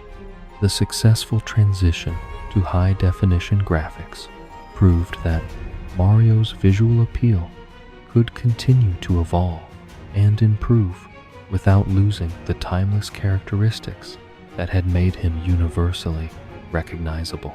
The period between 2007 and 2010 represented a crucial phase in Mario's development that successfully demonstrated his adaptability to new technological paradigms while reaffirming the enduring value of established gameplay principles. The revolutionary motion controls introduced through Super Mario Galaxy proved that innovation could enhance rather than replace traditional Mario mechanics when implemented with sufficient care and creativity. Simultaneously, the revival of two-dimensional gameplay through New Super Mario Bros. Showed that classic approaches retained their appeal and could benefit from modern technological capabilities. These experiences collectively established that Mario's universe was large enough to accommodate multiple gameplay styles and technological approaches simultaneously, providing diverse experiences that could satisfy different player preferences while maintaining the essential characteristics that defined the character's appeal. The successful navigation of both innovation and tradition during this period strengthened Mario's position as gaming's most versatile and enduring character, while establishing principles that would guide future development across multiple platforms and technological generations. The evolution of Mario's character throughout the 1990s and 2000s revealed a fundamental truth about his enduring appeal, his ability to transcend the specific genre constraints that had originally defined his existence, while maintaining the essential characteristics that made him universally beloved.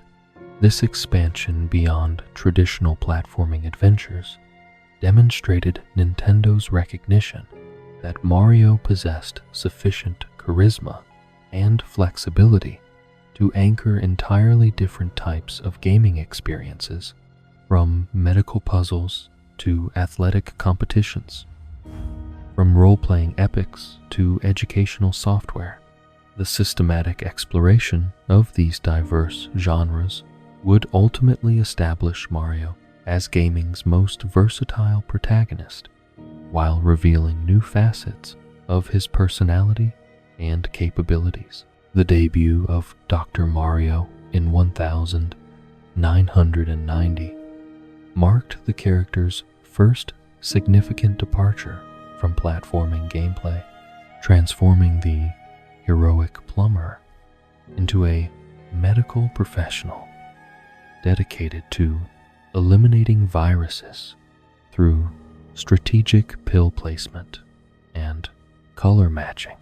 Designer Takahiro Harada approached this puzzle game concept with careful consideration for how Mario's established personality could be adapted to serve an entirely different gameplay framework without compromising the character's essential appeal. The medical profession provided a logical extension of Mario's helpful nature, while offering visual and thematic opportunities that distinguished this experience from his platforming adventures. The visual presentation of Dr. Mario required thoughtful adaptation of the character's iconic appearance to reflect his new professional role while maintaining instant recognizability. The addition of a white medical coat, head mirror, and stethoscope created a distinctive variant that felt both authentic to medical imagery and unmistakably Mario-like in its execution. The successful integration of professional elements with established character design demonstrated that Mario's visual identity possessed sufficient flexibility to accommodate diverse contexts without losing its fundamental appeal or memorability.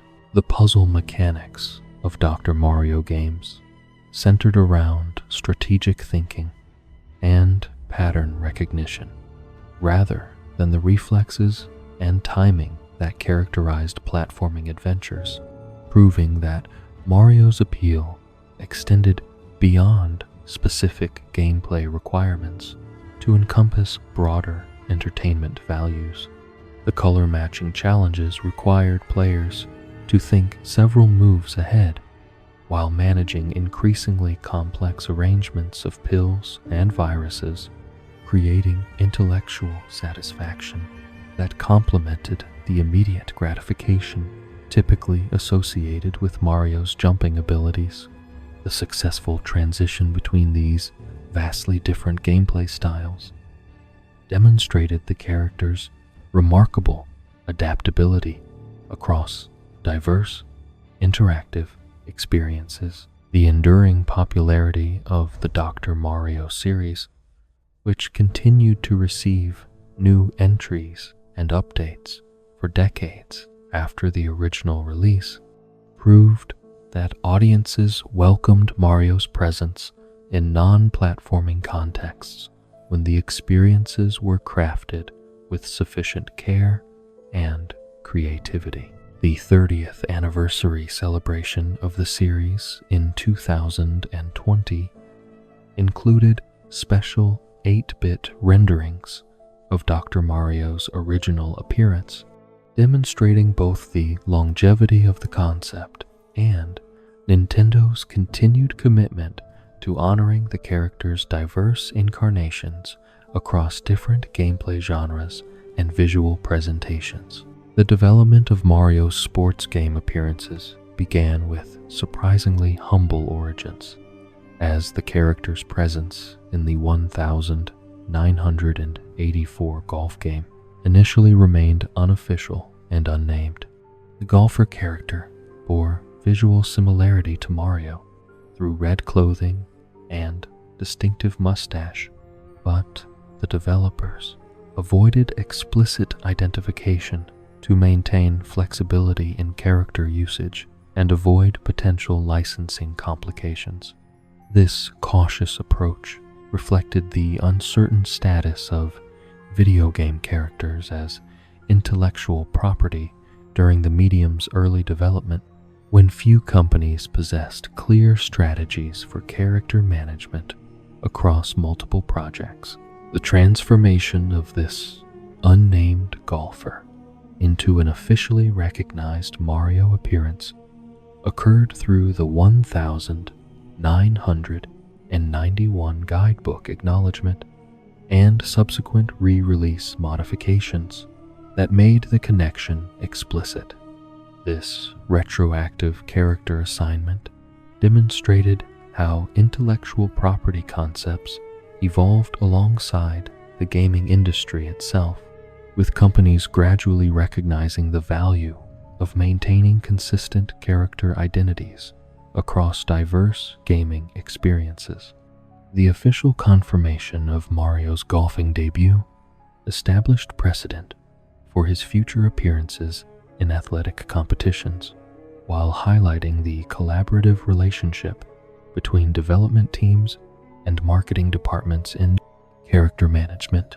NES Open Tournament Golf in 1991 provided Mario's first explicitly acknowledged sports game starring role, featuring both Mario and Luigi as playable characters, alongside supporting cast members in various capacities.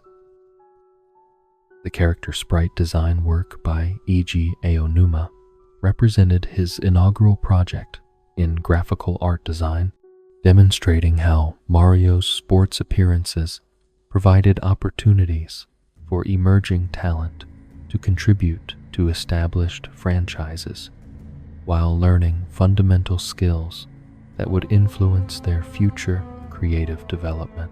The successful integration of familiar characters into athletic contexts proved that Mario's universe could accommodate realistic competitive scenarios without compromising its fantastical appeal. The development of Mario's Tennis for the Virtual Boy represented Nintendo's first attempt to create a dedicated tennis experience featuring their mascot character, though the game's association with the commercial failure of the Virtual Boy platform limited its impact on the character's sports game evolution. Despite the platform's limitations, the tennis gameplay established fundamental principles that would guide future Mario tennis games, including character-specific abilities that reflected their established personalities and physical characteristics.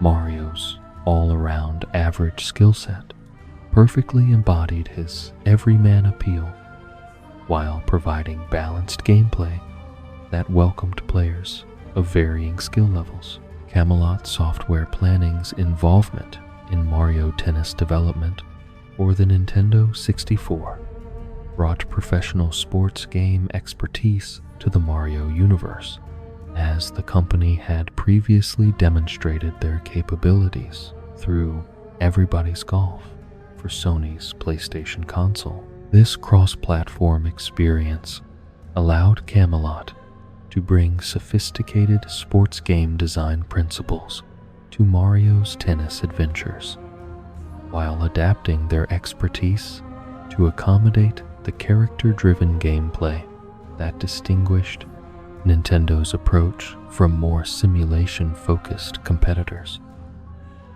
The collaboration established a long-term partnership that would produce numerous tennis games featuring Mario and his companions.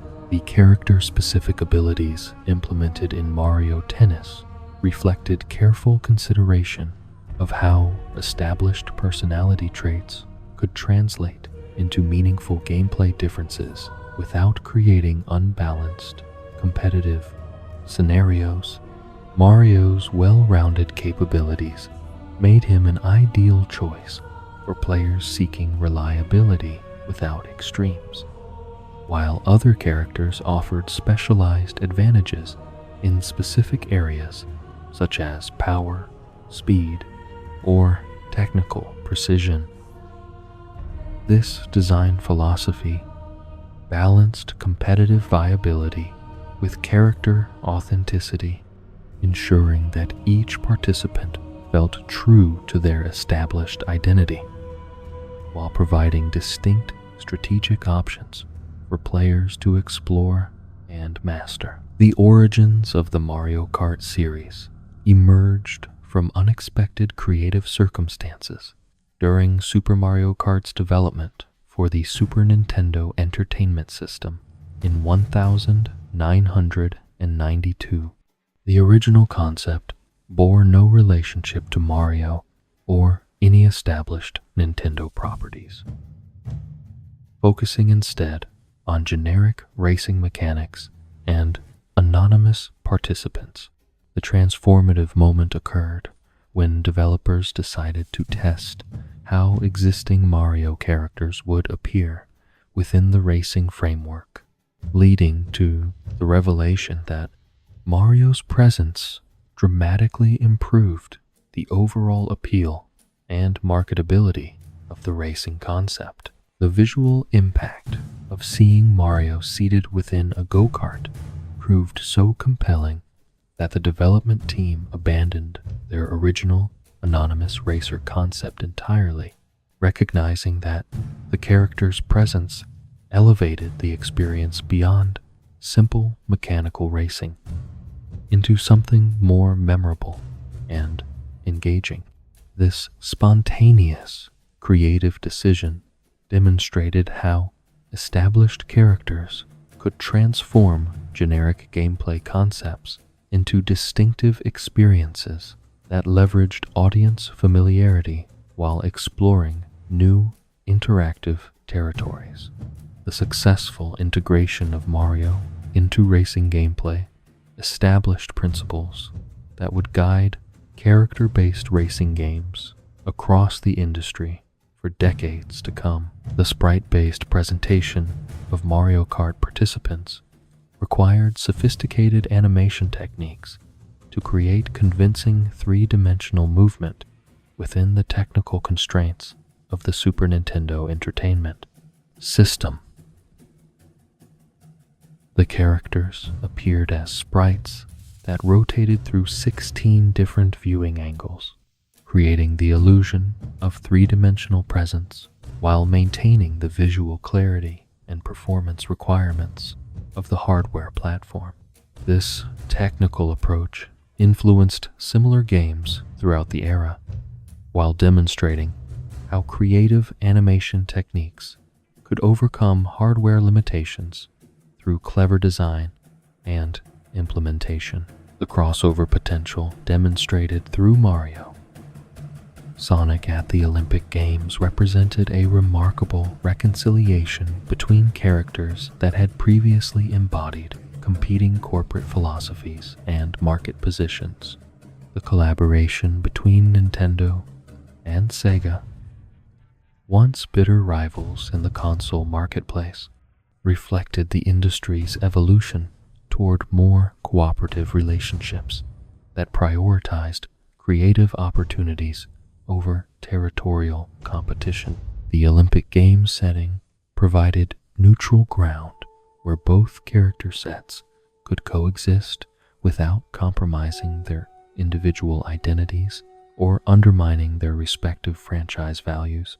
The diverse athletic competitions featured in Mario, Sonic games, including skateboarding, fencing, volleyball, gymnastics, and numerous traditional Olympic sports, demonstrated the remarkable versatility of both character sets while creating unprecedented variety in competitive gaming experiences.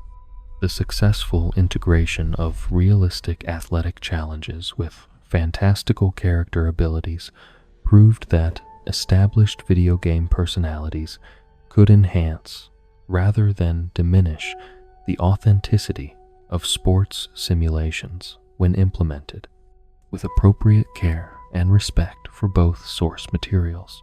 Mario's ventures into role-playing game territory began with Square's Super Mario RPG for the Super Nintendo Entertainment System, emerging from the convergence of Nintendo's desire to explore the RPG genre and Square's ambition to create a role-playing game with broader international appeal. According to Nintendo's Yoshio Hongo, Shigeru Miyamoto had specifically requested the development of a Mario-themed role-playing game, while Square sought to create an RPG that would achieve greater commercial success in overseas markets than their typically Japan-focused productions had previously accomplished.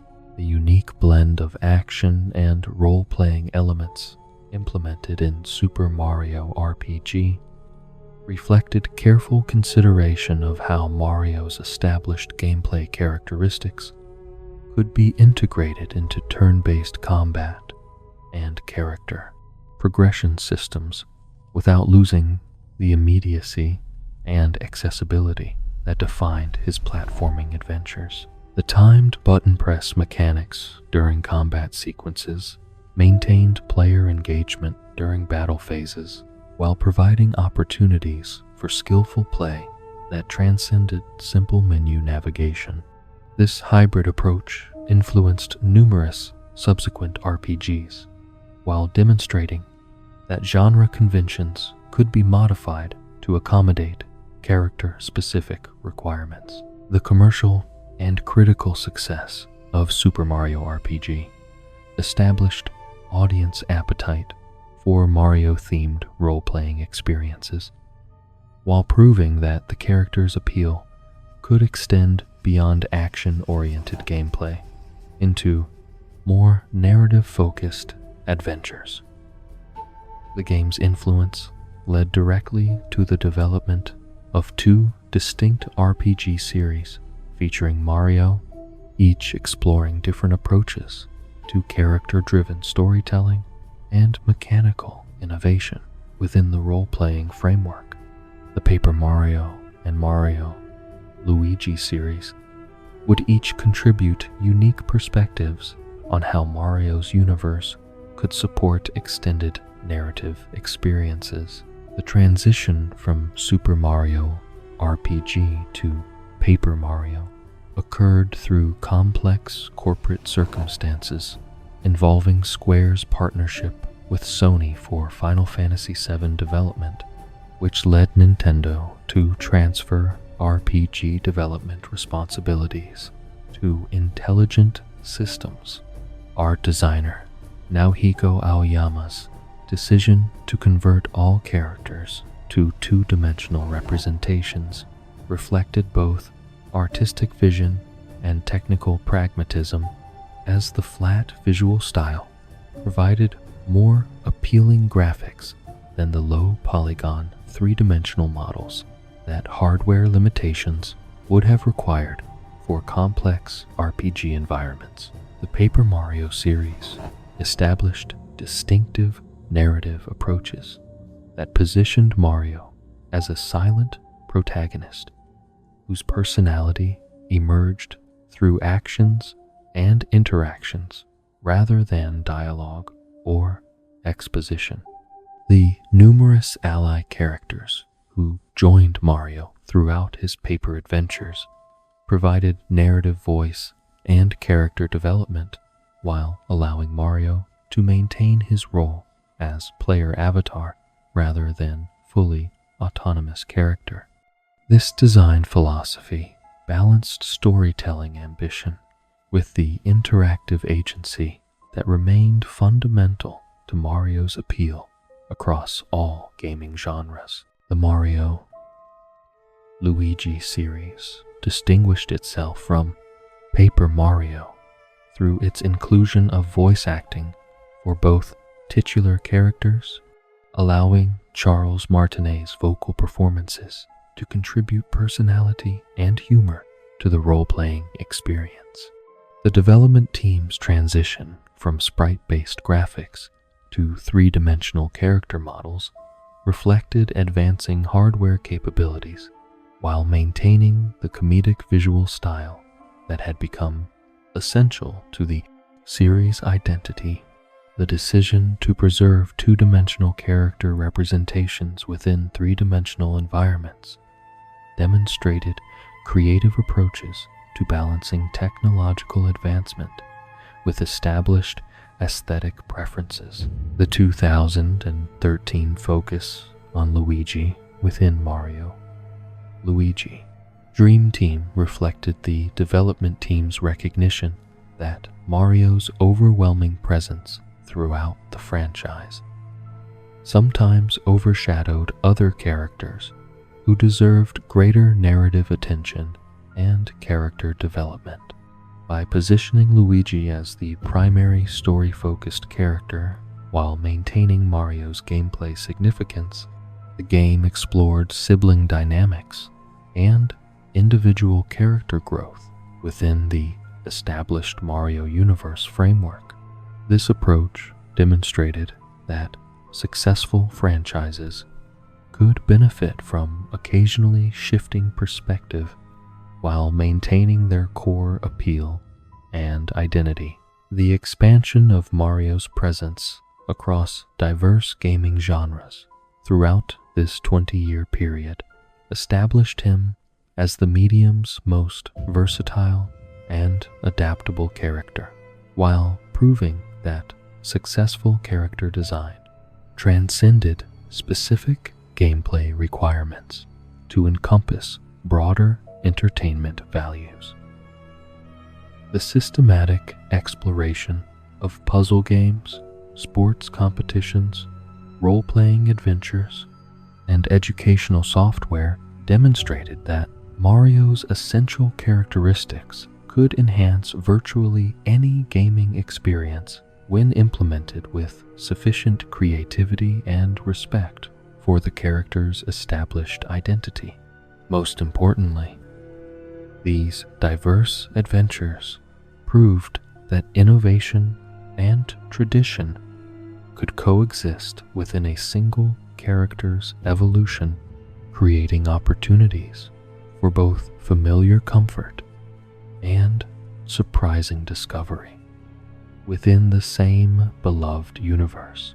The transformation of Mario from a simple video game character into a genuine cultural phenomenon began to crystallize during the early 1990s as researchers and marketing professionals started to recognize the unprecedented scope of his recognition among diverse demographic groups.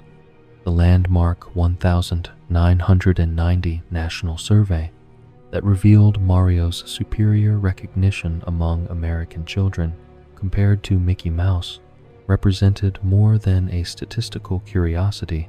It marked the emergence of interactive entertainment as a cultural force capable of rivaling traditional media in terms of influence and emotional connection.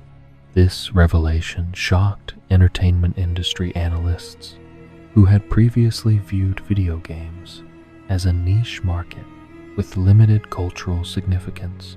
The comparison between Mario and Mickey Mouse carried profound implications for understanding how contemporary children formed relationships with fictional characters and media properties. Mickey Mouse had enjoyed decades of cultural dominance through theatrical films, television programming, theme parks, and countless merchandise applications that had established Disney's character as the definitive symbol of childhood entertainment.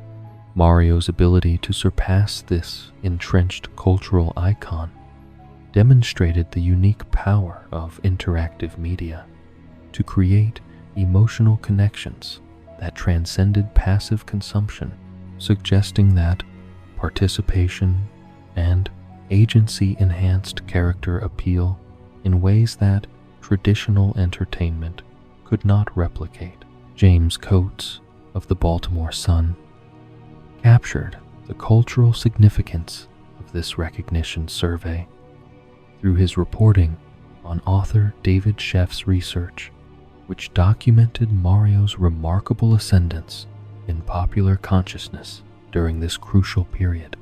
Coates's personal anecdote about his 9-year-old son's fascination with Nintendo reflected broader concerns among parents and cultural commentators about the influence of interactive entertainment on young minds. The generational divide revealed through such accounts highlighted the emergence of the first generation of children who had grown up with sophisticated video game characters as primary entertainment figures rather than supplementary distractions. The cultural anxiety expressed by parents and commentators during this period reflected deeper questions about the nature of childhood entertainment and the role of interactive media in child development. Previous generations had formed relationships with characters through books, films, and television programs that maintained clear boundaries between audience and narrative. whereas video games invited children to become active participants in character adventures. This participatory relationship created more intensive emotional connections while raising questions about the psychological impact of extended interactive engagement with fictional personalities and virtual environments. Jonathan Mann's 2005 creation of an opera based on Super Mario Bros. Demonstrated the character's influence on serious artistic expression, as the American musician chose to honor Shigeru Miyamoto through classical musical interpretation of the platforming adventure that had defined childhood experiences for millions of players worldwide. The Mario opera represented an unprecedented convergence of high culture and popular entertainment, 16x16 pixel representation to contemporary high-definition rendering documents, not only advances in computer graphics technology, but the remarkable durability of fundamental design principles that transcend specific technical implementations. The preservation of Mario's essential visual characteristics across multiple technological generations proves that successful character design depends more on clear conceptual foundation than sophisticated technical execution, though advancing technology can enhance and refine successful concepts when applied thoughtfully and respectfully. The influence that Mario's development has had on game design principles extends far beyond platforming mechanics to encompass approaches to user interface design, difficulty progression, player agency, and emotional engagement that have become fundamental to interactive entertainment across diverse genres and platforms. The precision and responsiveness of Mario's movement controls established expectations for player input that continue to influence contemporary game development, while his power-up system demonstrated how temporary ability enhancement could create meaningful gameplay variety without compromising character identity or control consistency. The cross-generational appeal that Mario has maintained throughout his extensive career demonstrates the value of designing entertainment experiences that can simultaneously satisfy audiences with vastly different ages, cultural backgrounds, and gaming experience levels without sacrificing depth or sophistication. The accessibility of Mario's core mechanics, combined with the optional complexity available to dedicated players, creates a scalable difficulty approach that has influenced game design philosophy across the industry. This inclusive design philosophy has proven that entertainment can be both broadly accessible and deeply rewarding when fundamental principles are properly understood and implemented. The family gaming culture that Mario's adventures have fostered represents one of his most significant cultural contributions, creating shared experiences that allow different generations to enjoy interactive entertainment together rather than separately. The cooperative gameplay options, accessible controls, and universal themes that characterize many Mario games have established templates for family-friendly entertainment that maintains appeal across age groups while providing opportunities for skill development and collaborative problem solving. This approach has influenced not only game design, but broader cultural attitudes toward interactive entertainment as a legitimate family activity. The influence that Mario has had on game development standards encompasses technical excellence, creative innovation, and ethical considerations that have elevated expectations for the entire industry, while demonstrating that commercial success and artistic integrity can coexist when projects are guided by genuine care for audience experience rather than purely financial motivations. The consistent quality and polish that characterize Mario games have established benchmarks for production values that continue to influence contemporary development, while proving that investment in quality creates long-term value that exceeds immediate profit considerations. The merchandising and cross-media expansion that has accompanied Mario's gaming success demonstrates sophisticated brand management that extends character appeal across diverse product categories and entertainment formats without diluting his essential identity or compromising his interactive entertainment origins. The successful adaptation of Mario's characteristics to clothing, toys, food products, and media appearances proves that well-designed characters can transcend their original medium when their fundamental appeal is properly understood and respectfully translated to new contexts. The educational applications that have incorporated Mario throughout his career reveal the character's potential to enhance learning experiences across diverse subjects and age groups, while maintaining the entertainment value that makes educational content engaging rather than merely instructional. The successful integration of Mario into typing tutorials, geography lessons, and problem-solving exercises demonstrates that beloved characters can motivate learning when their inclusion feels authentic rather than forced or superficial.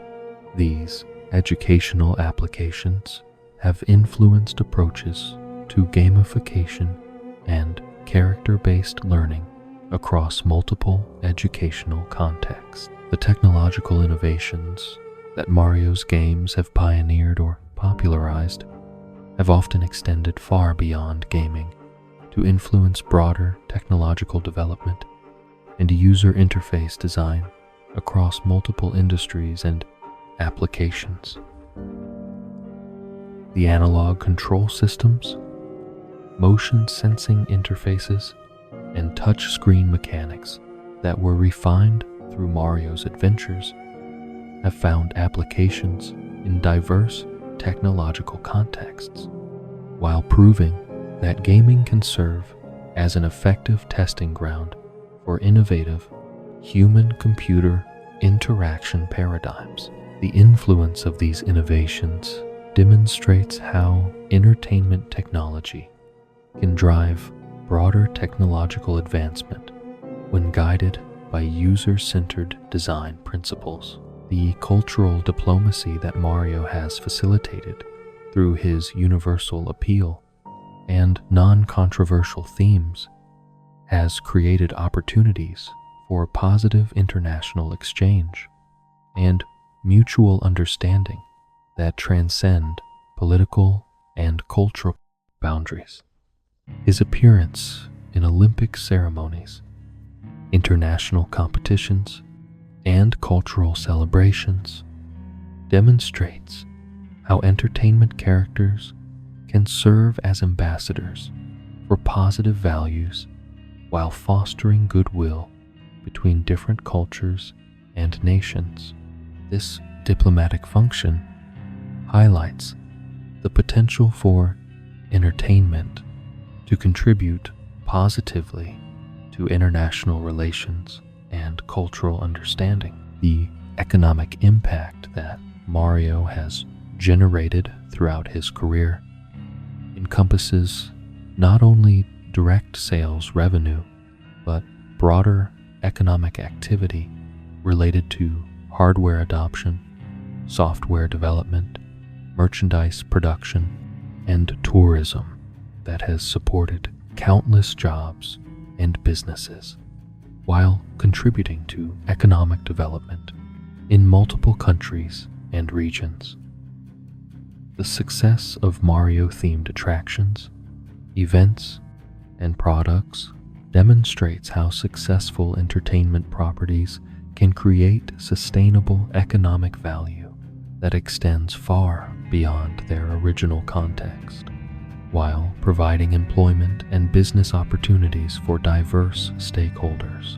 The preservation efforts that have maintained access to Mario's extensive catalog across multiple technological generations demonstrate Nintendo's commitment to cultural preservation and historical accessibility that allows contemporary audiences to experience the character's complete evolution, rather than only his most recent adventures. The re-release initiatives, compilation collections, and backward compatibility features that have maintained Mario's legacy prove that successful entertainment companies can balance innovation with preservation to maintain their cultural contributions for future generations.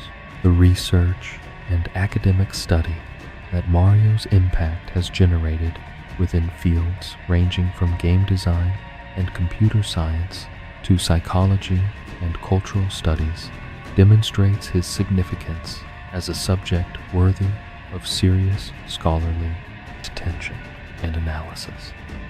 The insights that researchers have gained through studying Mario's design, impact, and cultural significance have contributed to broader understanding of entertainment, technology, and human behavior, while establishing interactive entertainment as a legitimate field for academic inquiry and investigation. The future prospects for Mario's continued evolution appear virtually unlimited, given the demonstrated adaptability and enduring appeal that have characterized his development throughout multiple technological and cultural transitions. The principles that have guided his success suggest that he will continue to find new expression through emerging technologies and changing cultural contexts, while maintaining the essential characteristics that have made him universally beloved.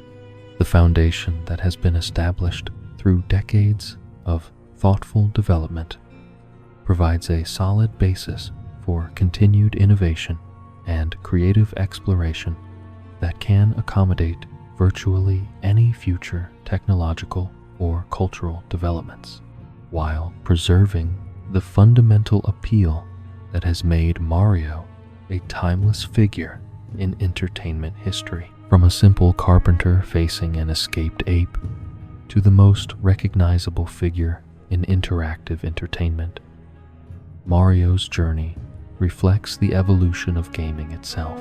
His red cap and blue overalls have become symbols transcending language and culture, representing joy, adventure, and the endless possibility of play. Through 5 decades of technological advancement, Mario has adapted while remaining fundamentally unchanged, a testament to timeless design and universal appeal. His legacy extends beyond games into hearts and memories, shaping childhoods and inspiring creators worldwide. As new generations discover the Mushroom Kingdom's wonders, Mario's story continues to unfold, proving that some legends are truly eternal.